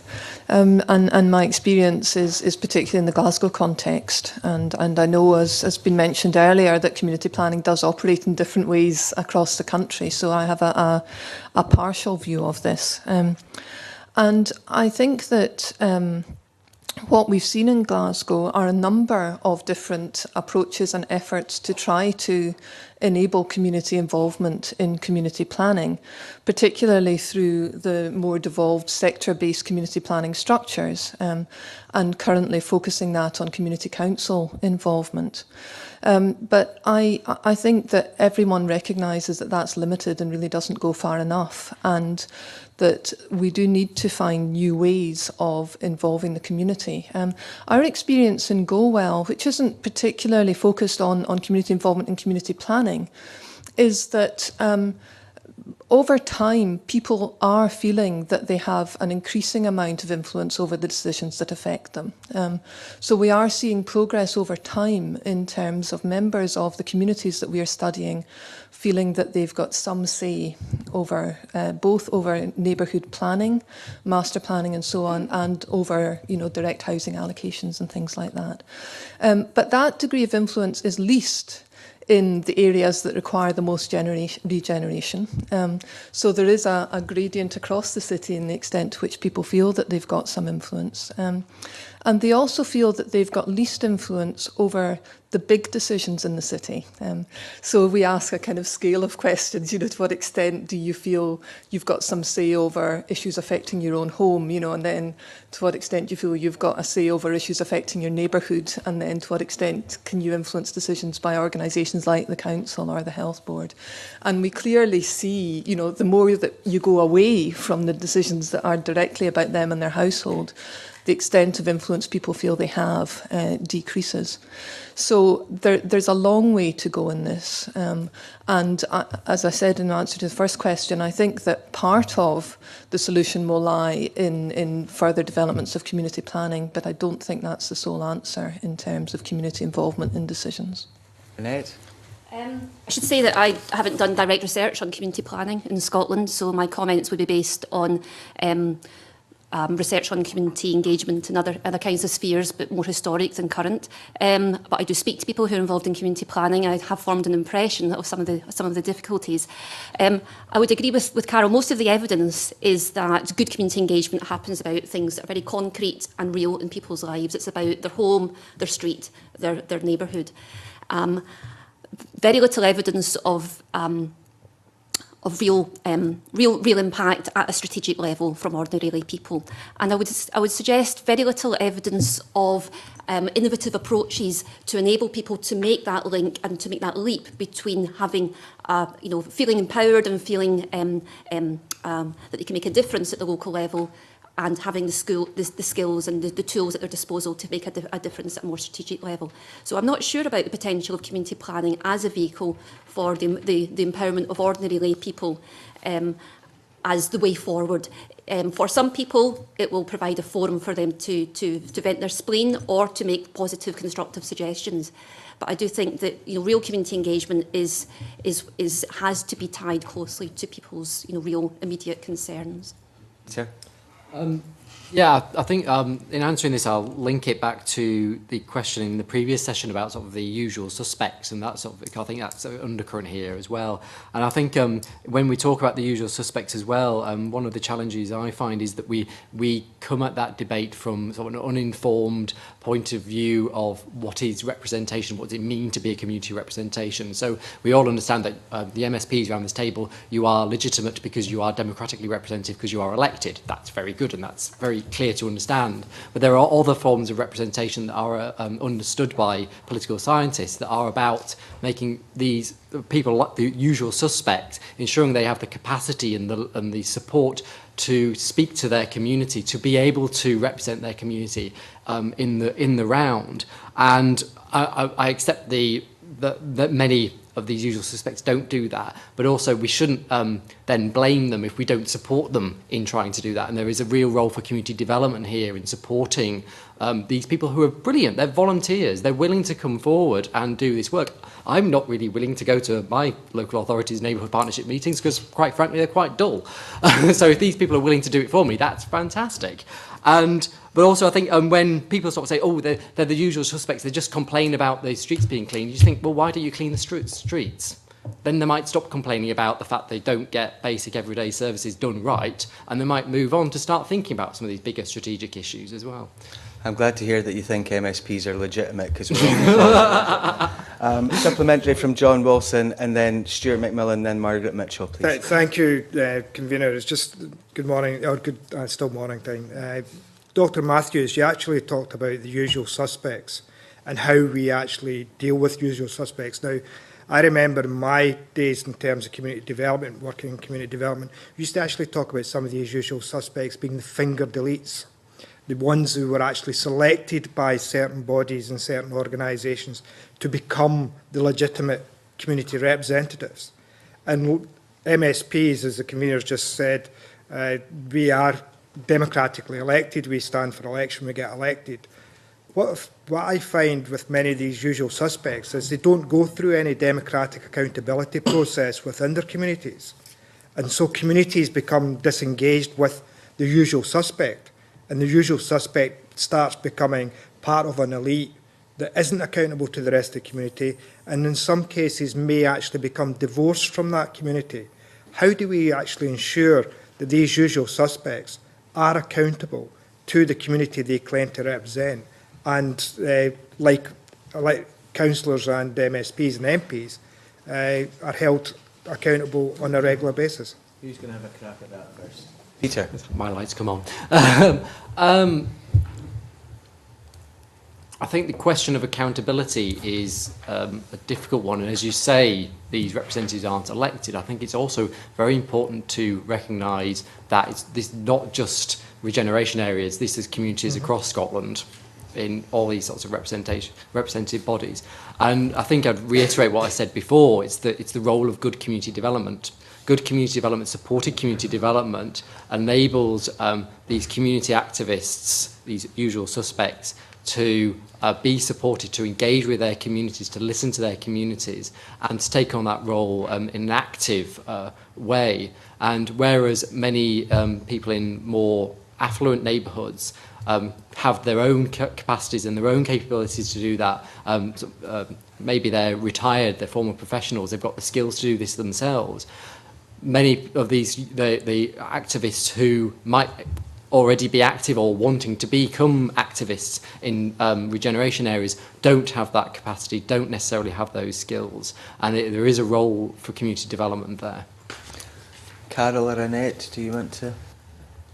I suppose that what I'd like to say about this is that we need to make the role more attractive, and then more and more people would want to take on the role of being the community activist. And that is about people seeing real value and real influence in the role, which requires changes in the organisations with whom these activists are engaging, as well as more community capacity building. And also would echo a point made in the first evidence session about a future orientation here. I mean, we're all aware of kind of the decline in participation in voting and a whole range of democratic processes in society. This isn't only an issue about regeneration. And so we do collectively as a society have a real challenge in terms of engaging people at a young age in participating in decision-making processes that affect them. And I think that should be a priority in regeneration. From the health perspective, we have a growing recognition of the importance of a good start in life. You'll all be aware of this, and Scotland being the best place to grow up. And yet, when we read across to regeneration activity, there's relatively little said about what regeneration can do for children and young people, and how they can be engaged in the regeneration processes. And I would really like to see much more being done in that regard. Thank you. Annette, please. I would just add to that, and I think this is implicit in John Wilson's question here, is the problem isn't that certain people come forward and have the energy and enthusiasm and interest to engage on particular issues. The problem is what happens to those people when they do come forward, and the extent to which having a different view from the senior managers or the politicians around the table, having a more critical view, having a desire to hold other partners to account, the extent to which that is valued and seen as a valid way in which to engage. And I think there's perhaps been a bit too much of a culture shift within engagement circles to expect partnership to be, building consensus rather than articulating different, perhaps challenging views and having those explored and debated in depth. So that supporting the usual suspects to retain their critical edge, I think, is a key issue here. Stuart McMillan, please. Thank you, Convener. Good morning, panel. A couple of questions, but the first one that's directed towards Professor Tannehill. Just that you said something a few moments ago at the comment of you need to make the role more attractive. If you have a community that for potentially decades has had very little attention and investment spent in that particular area, and so you then actually have many people within that community totally disenfranchised. I mean, you mentioned about the voting, so less people voting, but also just in terms of their actual community, and they've just lost hope. How do you make that role attractive, as you suggested earlier? again, just using some Go Well data around this, because that's some of the evidence I'm here to talk about. When we've looked at processes of community empowerment in relation to Go Well, we found, if you like, more progress in relation to community involvement in governance processes. So, for example, tenant representations on committees and so on. And some of that, I think, is what's been called here the usual suspects. Where we've seen much less progress is in wider community capacity building. And we think that there's a clear relationship between these two. So people have to be confident in themselves. Education and training is really important here. They need to be treated well. That's why I made the point about there needing to be organisational development as well as community development, because organisations need to learn how to make decisions in a different way that does truly reflect community views rather than it being a rubber stamping or whatever. And people need to be respected in that role. So it's a lot of the softer issues, I'm afraid. I don't think they're issues that can be legislated for. They're not specifically about the composition of committees. They're much more about, I think, a different type of workforce in areas who see their jobs as being about, to use the common term now, co-production with communities rather than services going into communities and simply consulting with people on their plans. So, yeah. Before you move on there, you've talked about the educational aspects and all of the others. What about the practical aspects that stop people being able to engage as much as they may want to? Young women with kids, for example, and the fact that they don't have creches or whatever in certain bodies so that folks can participate. Folks who have got older relatives who need constant care. How do we get over these practical things as well? And are they a real impediment, or is that just me over-exaggerating? No, Chair, there's no doubt they're a real impediment. One of the examples, you asked for practical examples earlier, one of the examples that I've been struck with in this that's been very good is an initiative led by the Poverty Alliance with government support called the EPIC project, which is about evidence and participation in change. And the support, it's not substantial amounts of grant support, but that support has been used to enable people experiencing poverty to be part of a programme over a period of years whereby they've been able to engage both with research and with policy decision making that affects the lives of people in poverty. That's a good example. It doesn't require a huge amount of money, I mean tiny amounts compared to infrastructure development, but that money can then be used to overcome exactly these sort of practical impediments that you highlight. So, Peter?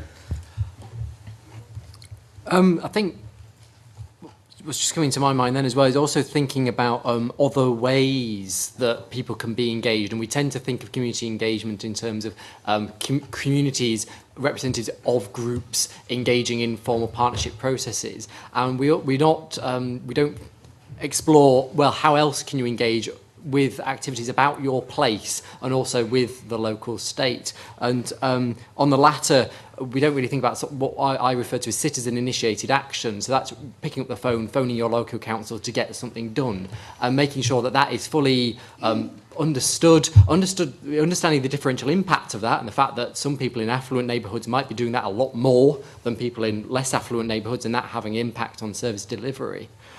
But then also in a very small project I've been involved with in Wester Hales in Edinburgh, funded by the Arts and Humanities Research Council, Ladders to the Cloud. That's been looking at activity of the local housing association, putting historic photos of the neighbourhood that's changed massively on the Facebook page. This Facebook page has now over 2,000 likes of people who are present residents and former residents just reminiscing about the place. And yeah, it's not fantastic engagement with changing services, but it's people talking about their place, talk about how their place has changed, talk about what value that place has to them. And I think it's really important to value those sorts of activities as well. Annette, please. And I would just add finally that in terms of fostering a sort of a a wider engagement. You opened the questioning with the planning for real example. Those kinds of things, they have some shortcomings. They can raise expectations beyond what can actually be delivered. But I think at the core of them, if outreach work to a broader range of people allows a broader range of people to develop a sense that they're valued, that they're respected, that their views might be welcome, that there is some possibility of change in their neighbourhood, and that can set in course some kind of virtuous cycle in which, in a sense, the people who are further away from engagement processes realise that there's some potential there, that they can perhaps have a voice where they've never had a voice before. Stuart? Thank you. So, there have been various types of regeneration over the years, and as a consequence of that, so what lessons should we actually be learning from what actually has happened in the past? And with the current regeneration models that are being used, particularly so that the urban regeneration companies, what would you recommend would actually be, or maybe it should happen to the URCs, or how should they maybe amend what they actually have been doing, bearing in mind also the economic situation now is different from what it was, say, 6 years ago, when many of them actually will have been started. Annette, do you want to go first this time? Okay, again, should qualify my remarks by saying I haven't done direct research on the URC model. I've spoken to people who've been involved in the URCs, and I'll probably make more general remarks about, one or two of the lessons that we perhaps have learned. Perhaps picking up the URC model and the fact that there's a lot of change going on and the funding for it is uncertain. The issue about finishing the job, I think, is really, really important.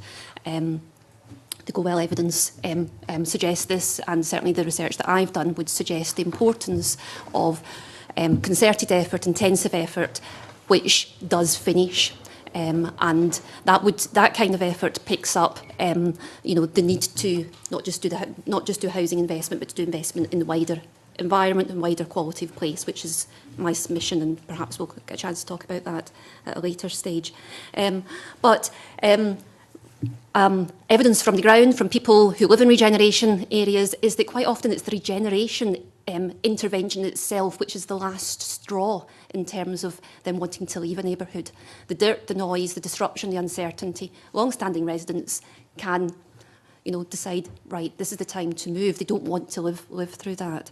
But also evidence from other research, which I've conducted in very stigmatised neighbourhoods, which is outsiders, people who don't live in a regeneration area, being attracted to an area if they understand there's a master plan for this whole initiative, it will finish, a holistic attempt will be delivered, and some of that empty derelict space and derelict buildings that you can see on the horizon, something will happen about those, so it can build confidence. So that'd be one aspect, one lesson learned, I think, which is the importance of finishing the job. The other thing I would say is I certainly welcome the more strategic approach that we've taken since early 2000s in Scotland in terms of thinking about community planning, thinking about displacement effects, thinking about not just social inclusion partnerships in a particular area, but how interventions in a particular area nest within a more strategic approach to addressing need at a wider scale. That's important, but I think it's also important not to lose sight of the particular needs of the most disadvantaged areas. And having small pots of money that local people can use innovatively, creatively, can feel empowered over decisions about how they are spent, I think that is an important aspect of regeneration as well. So it needs to be more strategic, it needs to operate at a higher level, but we still need some of the projects, we still need some of the cash on the ground at a fairly small scale, which allows different kinds of things to happen than would otherwise do if it was just the strategic approach. I think it's quite important to, as I've sort of stated in my submission, to really unpick fully the place-based interventions like the urban regeneration companies and what impact they can have in terms of changing places, building new homes, transforming what were pretty unpleasant urban environments and making them better. And they can have an immediate benefit just in material well-being. And I think GoWell's got some fantastic evidence on that. If you're moving from a house with damp to a modern house, it's going to completely transform your life. But also, again, GoWell and the New Deal for Communities evaluation in England showed the wider impacts on health and well-being for families and individuals of those interventions are important. But then also be clear on what that can deliver, place-based, but then what can the people focus deliver, but also understanding how that works. And I think looking back at over the history of regeneration, we've put in these people-focused initiatives for say 5-10 years, and they made an enormous difference, and then we've stopped. And then 5 years down the line, the neighbourhood's back where it was. And often that's because neighbourhoods are dynamic. These people who have benefited fantastically well have moved on. So new residents have moved in. This is often social housing, so people are in housing need. So they're in, it's basically like tenants replacing like tenants after they've moved on. So it's the need for a lot of those people-based interventions need to be ongoing. We can't just presume that 10 years will be enough of this medicine to fix this neighbourhood. It needs ongoing effort to really transform people's lives. Just on that point, would that not actually permeate a dependency culture if that particular activity were to take place on a regular basis or continually? I wouldn't say sort of basic literacy programs and numeracy programs and basic sort of back to work schemes would really result in a dependency culture. These are sort of initiatives that are making a big difference to people's lives, helping them access the labour market, transforming sort of the household's circumstances and enabling them to move on in their lives. What's the impression of people who, well, these particular areas that you're talking about, if you've got focus stay within that, well, outside of that area, if they might actually have an impression that, well, if you go to that area, then you're going to have these things are going to be done to you, or you're going to be encouraged or forced to go and do X, Y, or Z. Now, I'm not saying they're bad things, because they're very useful and worthwhile and required. So I want to make that clear. But just it's in terms of the impression of people who live outside of these areas, they might think, oh, well, that's that particular part of that gets extra things done to it all the time. So they might actually create a bit of an image that actually, well, you don't want to go there. And I think Annette might have something to say on this from her work on stigma, but it's also something that came up in my research in terms of the stigma towards deprived neighbourhoods often helps reinforce these views of, oh, well, it's so-and-so area, oh, and in the past they were just a crap area, but oh, now they get everything. And I think we need concerted action in society to challenge that stigma towards deprived areas, actually recognise these neighbourhoods can be fantastic elevators for people to get on in their lives, and this is why they need this extra investment. This is why they need these resources. This is why they need the partnership office with the door that's always open for anybody to walk in with all myriad of problems to get them the help they need. As a resident of a socially excluded area, I don't recognise some of the things that are said about the place that I live in, but there we go. Carol? Thank you, Chair.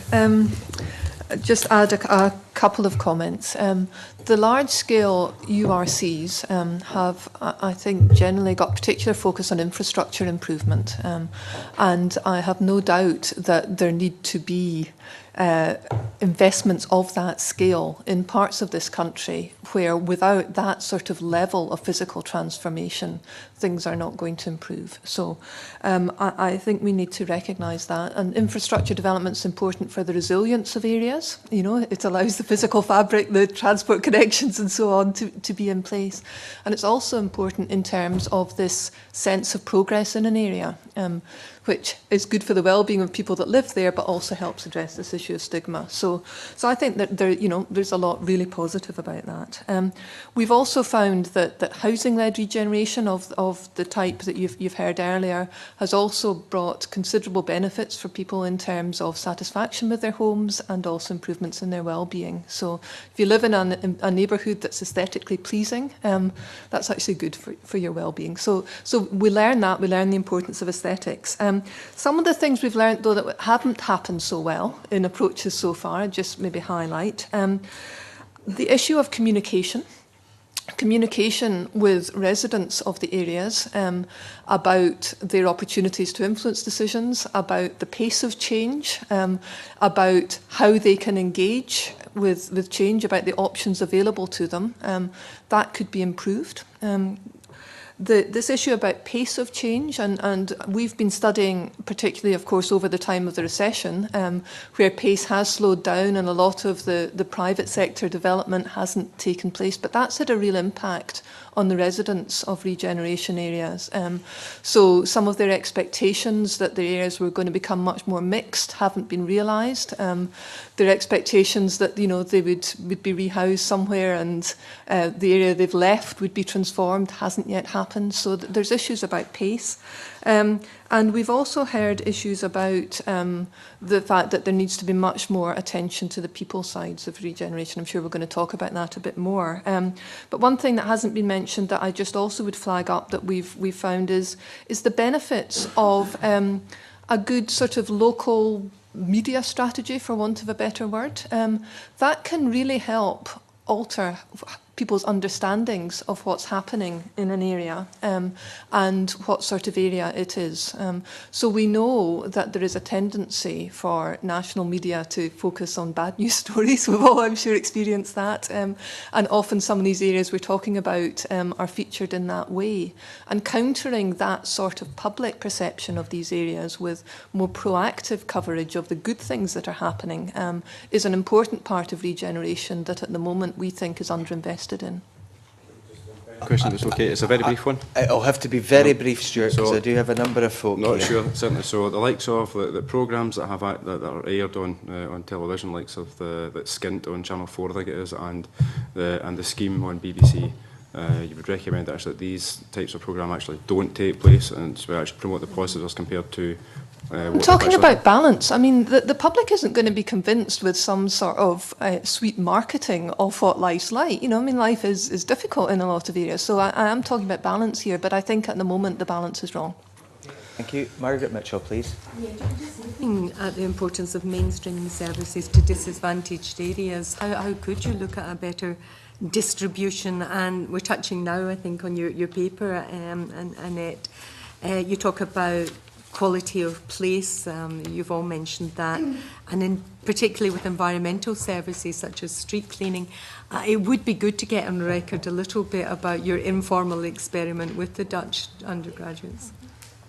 Yes, okay, well that's quite a big question. My informal experiment, if you would like me to put that on record, I took a number of Dutch students around Glasgow a couple of weeks ago, a nice sunny Monday morning.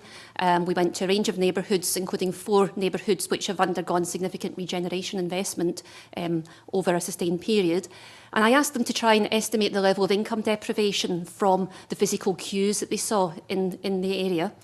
And they were generally able to do this. They were able to spot the 4 regeneration areas we went to were all remained income deprived, and they were able to spot this.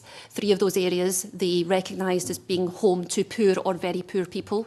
The only one which they were fooled by, shall we say, was New Gorbals, where they thought New Gorbals seemed to be home to average or quite rich people. And given the comments that they made in relation to back up those evaluations, it was the quality of public space that was letting down the regeneration areas. Someone talked about nice architecture, ugly grass. It was the lack of maintenance. It was the sense that there were many undeveloped areas with only a minimal level of maintenance. Also dirty streets, roads in disrepair, these kinds of things. Contrast, New Gorbals looks finished. There's still lots of work going on, but you don't have that same, lovely architecture, space, another nice new block. So that issue about the quality of place and the quality of space. And I'm suggesting in my submission that there's something that we can tangibly do about the quality of space. The Scottish neighbourhood standard would go some way to suggesting that people who are poor don't have to live in poor environments. Environmental services is a relatively cheap service, and in my main submission I talk about ways in which that could be delivered in different kinds of ways which could have the effect of bringing up the quality of place in the more disadvantaged areas and protecting and sustaining regeneration investment as well. Before we leave this and ask the other two, could I ask you, to comment on the conflict between short-term aspirations and long-term aspirations? Because very often the pressure is on for the short term, just how you can make sure that this is sustained, the long-term aspiration to keep a community of place looking the way you're saying makes a difference, for example. Well, I think this goes back to some of the discussion in the earlier panel about deficiencies perhaps, or about a lack of prioritisation of basic routine services that go into neighbourhoods, whether or not a regeneration intervention is underway. In my evidence, I provide evidence of the fact that there can be more resources spent on better off areas in our routine, basic, everyday services. Quite conclusive evidence around environmental services. And Peter and I have also done some secondary research which suggests that that might also apply in other kinds of service areas, but there isn't the data there as yet to be able to make a complete assessment of that. But I think we present quite conclusive evidence of a skew of resources unintentionally going to better off neighbourhoods. And complain. It's partly because people complain, and because gradually over time, managers and politicians build in capacity of operational staff to deal, to preempt those complaints, to work in ways which won't lead them to happen. I'm suggesting that this is actually potentially a large issue given the financial climate. We're talking about how do we best spend resources? Are we spending resources effectively if we are unintentionally spending more than we need to in better off areas to the detriment of poorer areas? I think to draw on the earlier session as well that we're fortunate to sit through, I think many neighbourhoods, you see housing associations do a lot of good work on environmental services. They're willing to put the investment in, recognising the increased need, and neighbouring local authority housing and areas can look very, very poor in comparison to the housing association areas. And even pick up on Stuart McMillan's point about the ownership of land, I've come across examples where when there has been questions about the ownership of land and whose responsibility it is, and the housing association have been happy to say, okay, we're not going to get this sorted, we'll do it, because nobody else will. We need this to look better because our tenants will be happier and sustain their tenancies if we are. So I think housing associations are a very good example on this. I think to pick up as well on the review that Annetta and I did on the middle class activism, to call it that, and I think a key element of that is around leadership, and I'll tell you a story from my own research when I was in it was a neighbourhood community planning meeting, and the community planning area encompassed both very, very affluent and very, very deprived neighbourhoods. And a community activist from the affluent neighbourhood said to the police officer, who's the head of community policing, our allotments have been broken into 3 times over the last 6 months. You have to do something about this. You have to send a police officer up there every night to inspect and make sure that these tools aren't being stolen. And the very, very bravely, in demonstrating fantastic leadership, the police inspector stood up in front of the meeting and said, I'm sorry, I have to send all my police officers down to the deprived neighbourhood every night just so people can live there. Get insurance for your tools. And it's that very difficult decision, and turning around to some neighbourhoods that have been used to having very, very high quality service and saying, actually, you can't have that level of service anymore. The money's better spent elsewhere, is going to be very difficult to do. Arrow? Yeah, we really welcome a focus now on neighbourhood quality. I think that is one of the main priorities in regeneration as we go forward. And in addition to the issues that have been made about environmental management, things like making sure that the green space is good quality green space, we would add 2 other dimensions to this. We feel that the quality of the commercial environment does need attention. Now, that's much harder, clearly, in terms of sort of imposing a neighbourhood quality standard that covers the commercial environment. But in a number of the areas that we're looking at, the commercial environment is very detrimental. A provision of, for example, less healthy options is the dominant provision, and positive options for people are really rare. So we think that needs to be taken into account when we think about neighbourhood quality. And the other point that we would make is the importance of again, involving local residents in determining what the priority issues are for the quality of their neighbourhood. So there's examples, for example, through the Equally Well test site in Glasgow, which was looking at integrating wider values into planning processes about the different sorts of decisions that get made when local people are part of the process of deciding about plans for their areas. So those would be 2 points I would add to the issues of environmental management. Convener, any comments on the procurement process and how that's working or isn't working for the benefit of local communities? I couldn't comment on that. No. Thank you very much for your honesty there. Anne McTaggart, please. A wee quick question. In what ways has the relatively constant change of initiatives and funding streams, obviously that was mentioned earlier, governance structures and responsible organisations impacted upon community groups and the practice of social regeneration? Do you want to go first on this one? Yeah, I think it's really good to highlight the difference between neighbourhoods here. If I lived in, say, Morningside, in 1975, local government reorganisation, I would have given the district, the region and my community council. And that would have stayed the same until 1995, when I would have got my unitary authority. That would have stayed pretty similar until community planning came along and I would have got my local partnership. So over 30 years, about 4 or 5 different governance arrangements. If I lived just down the road in Wester Hales, over that time I might have had 10 different initiatives. And when I was, in my research went back to 2 of the New Life for Urban Scotland neighbourhoods that were heavily engaged in regeneration in the 1990s. And it was striking how the resident activists who were still active, they were these usual suspects, they were fantastic people, could talk passionately about that period for 10 years because they knew the partnership was there, it was on their doorstep. And they could go to it, they could knock on its door and say, I want this sorted, and it would get done. They didn't have a clue about community planning because so much had changed since back then it was only sort of 7 years since the partnerships had ended. And so much had changed, they just struggled to keep up.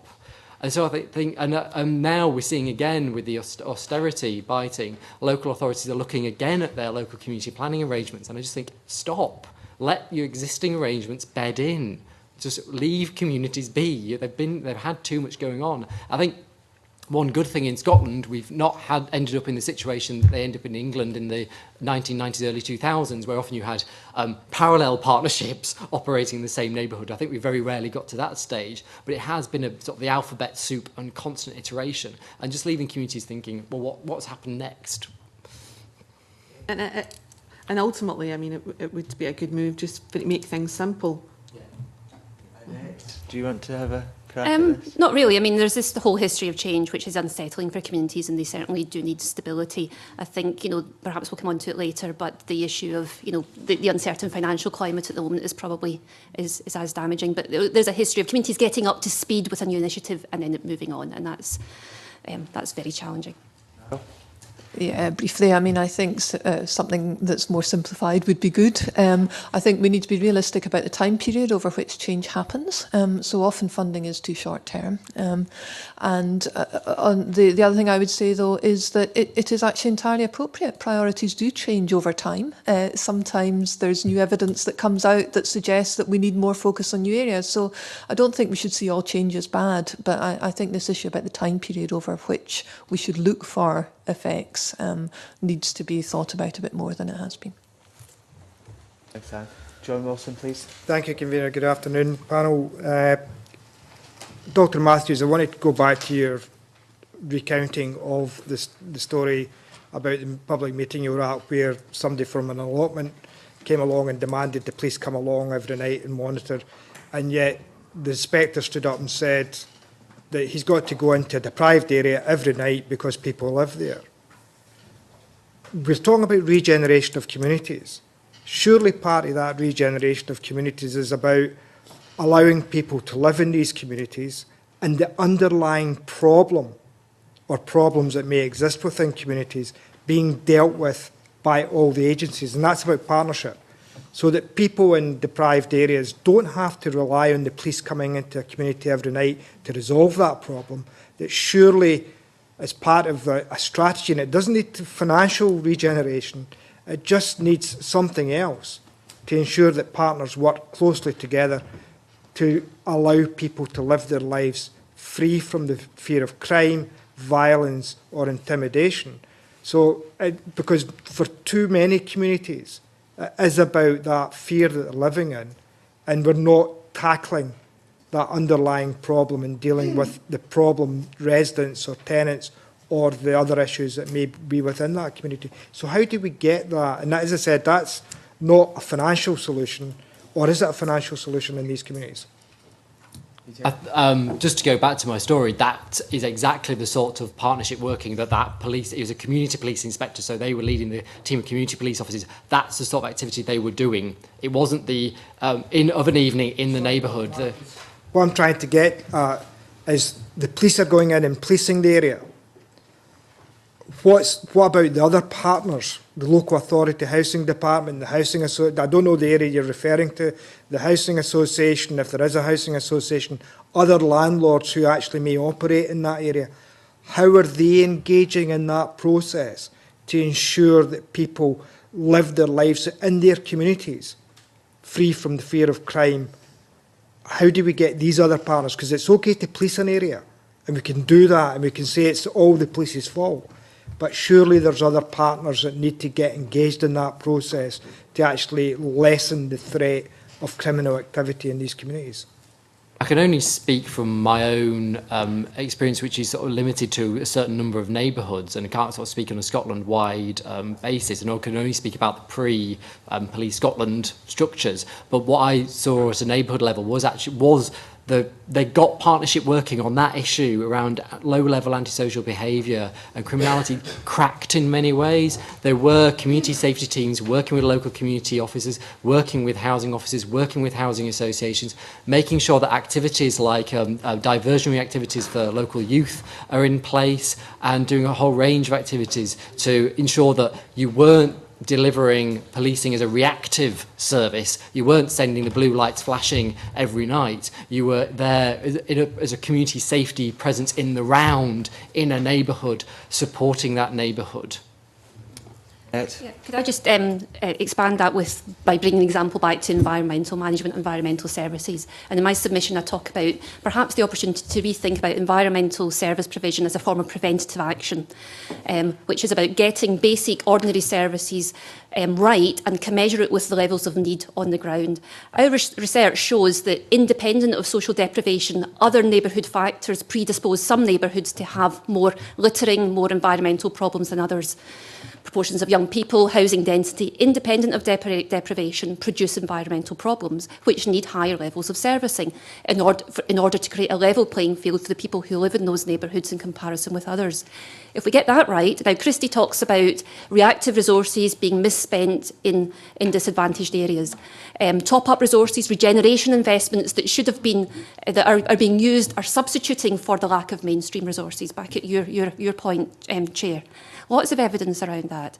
Could you give us examples of that, Annette? Well, sorts of examples that you mentioned in terms of the social inclusion partnership. There is evidence from England, from the New Deal for Communities programme, of substitution, of when Regeneration will provide an extra higher level of service, the mainstream service withdraws or draws back and pares back its service. So nothing changes. The problem is, and Peter's example is a good example, the people listening to the police officer think that poor neighbourhood gets everything, the police officer is always down there. Perhaps policing isn't being done appropriately, and it can give an impression that poor neighbourhoods are actually having more resources spent on them, and therefore the problems are not to do with a lack of resourcing, but are to do with perhaps the behaviours of the people who live there. If we get the basic provision right and commensurate with needs, then that can save money, and I think it can move mindsets to a different place, which understands that there are structural reasons why disadvantaged neighbourhoods need different kinds of services and more services than other kinds of neighbourhoods. We've kind of moved on to the regeneration money substituting what should be normal mainstream spending there. I wonder if Peter or Carol want to add anything there. Certainly my own feeling over many a year is that regeneration bodies often become a cash cow to pay for mainstream services, which from the norm would come from other sources elsewhere. The extra regeneration investment is only necessary because the mainstream service isn't doing its job appropriately. It isn't actually addressing problems in a fundamental way. If that bit were to be got right, and I think that is something that is in the gift of the Scottish Parliament to get that bit right, then they wouldn't feel that deficit that the regeneration investment was necessary. John?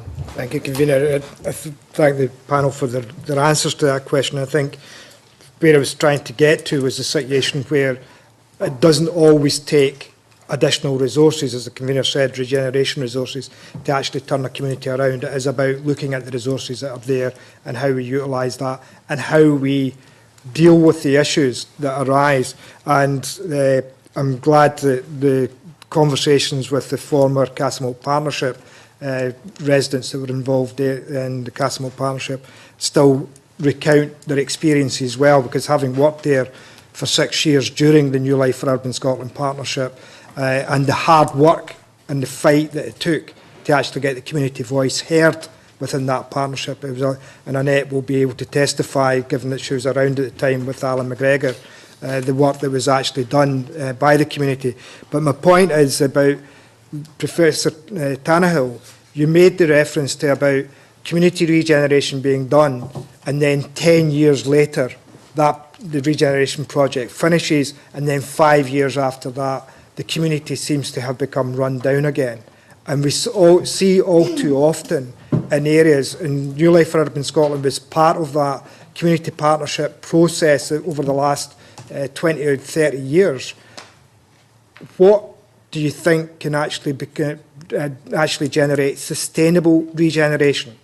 Because what we're trying to, rather than go along every 15 years and have to reinvent the wheel, how do we ensure that we get sustainable regeneration in the communities where we plough lots of resources into and lots of additional funding to make sure that we don't have to revisit those areas 15 years later to say, right, we need to invest, because it's about getting, to my mind, it's about getting the regeneration right that communities feel empowered to actually continue to see their lives improve. Yeah, I recognise the scenario that you're describing, and I think that I would be wrong to suggest that I have the answer to that. But the general understanding at the moment is that one of the reasons that that's been the case has been an overinvestment in physical regeneration and an underinvestment in social regeneration. And so I think there's been lots of submissions to this inquiry that have made the case for more investment in the community aspects of regeneration. The other thing I would say is that I've been thinking a bit about this. The word regeneration almost suggests doing something again or getting something back to what it was. And I think that there is something about, what is the future trajectory of some of these communities, and how does the regeneration process enable them to be sustainable, with different models of employment, recognising that some of the traditional employment is no longer there, with a link between employment and environmental sustainability, which is going to be increasingly important, and more connectivity to other areas. So as well as investing in people, I think there needs to be some encouragement of new models of life and new models of work in these communities, and also attention to the relationship of these communities with other neighbouring communities or other parts of the city. A focus simply on one area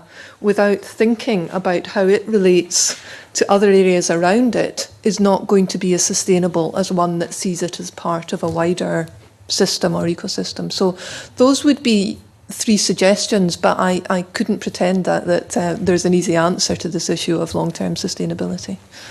Gavin Corbett talked earlier on about confidence building in people. It's not even getting people into employment, it's getting to them to the stage where they are suitable for employment. I visited Station House Media Unit on Monday, Shmoo Train, an initiative getting kids involved in media, which gives them the confidence to move on. Have you got any real good examples of tracking people from the stages of those earlier interventions to actually gaining employment and in some cases very good employment? I mean, one of the terms that hasn't been used today is resilience, and a lot of what you're describing, this issue about individual skills development and confidence building, is fundamental for individuals to be resilient in terms of what comes to them, but also community resilience is very closely linked to individual resilience. So resilient communities are ones where lots of the residents in those areas have got exactly the sort of skills you're describing. In terms of specific examples, I would want to encourage the committee to think about what I think is one of the most innovative social regeneration projects in Scotland at the moment, the Sistema, the Big Noise project, working with children using music as a way to build skills and confidence and team working. The initial evaluation of that initiative in Raploch is really inspiring, and it is now being introduced in Govan Hill, and we'll be evaluating that there. And I think that that's what I mean about thinking differently about regeneration. To me, that's a very important social regeneration initiative that enables a different sort of quality of life for children and their families in these areas. In a similar way in Aberdeen at one point. The lack of confidence, Annette, is that often brought about by the stigmatisation of certain neighbourhoods?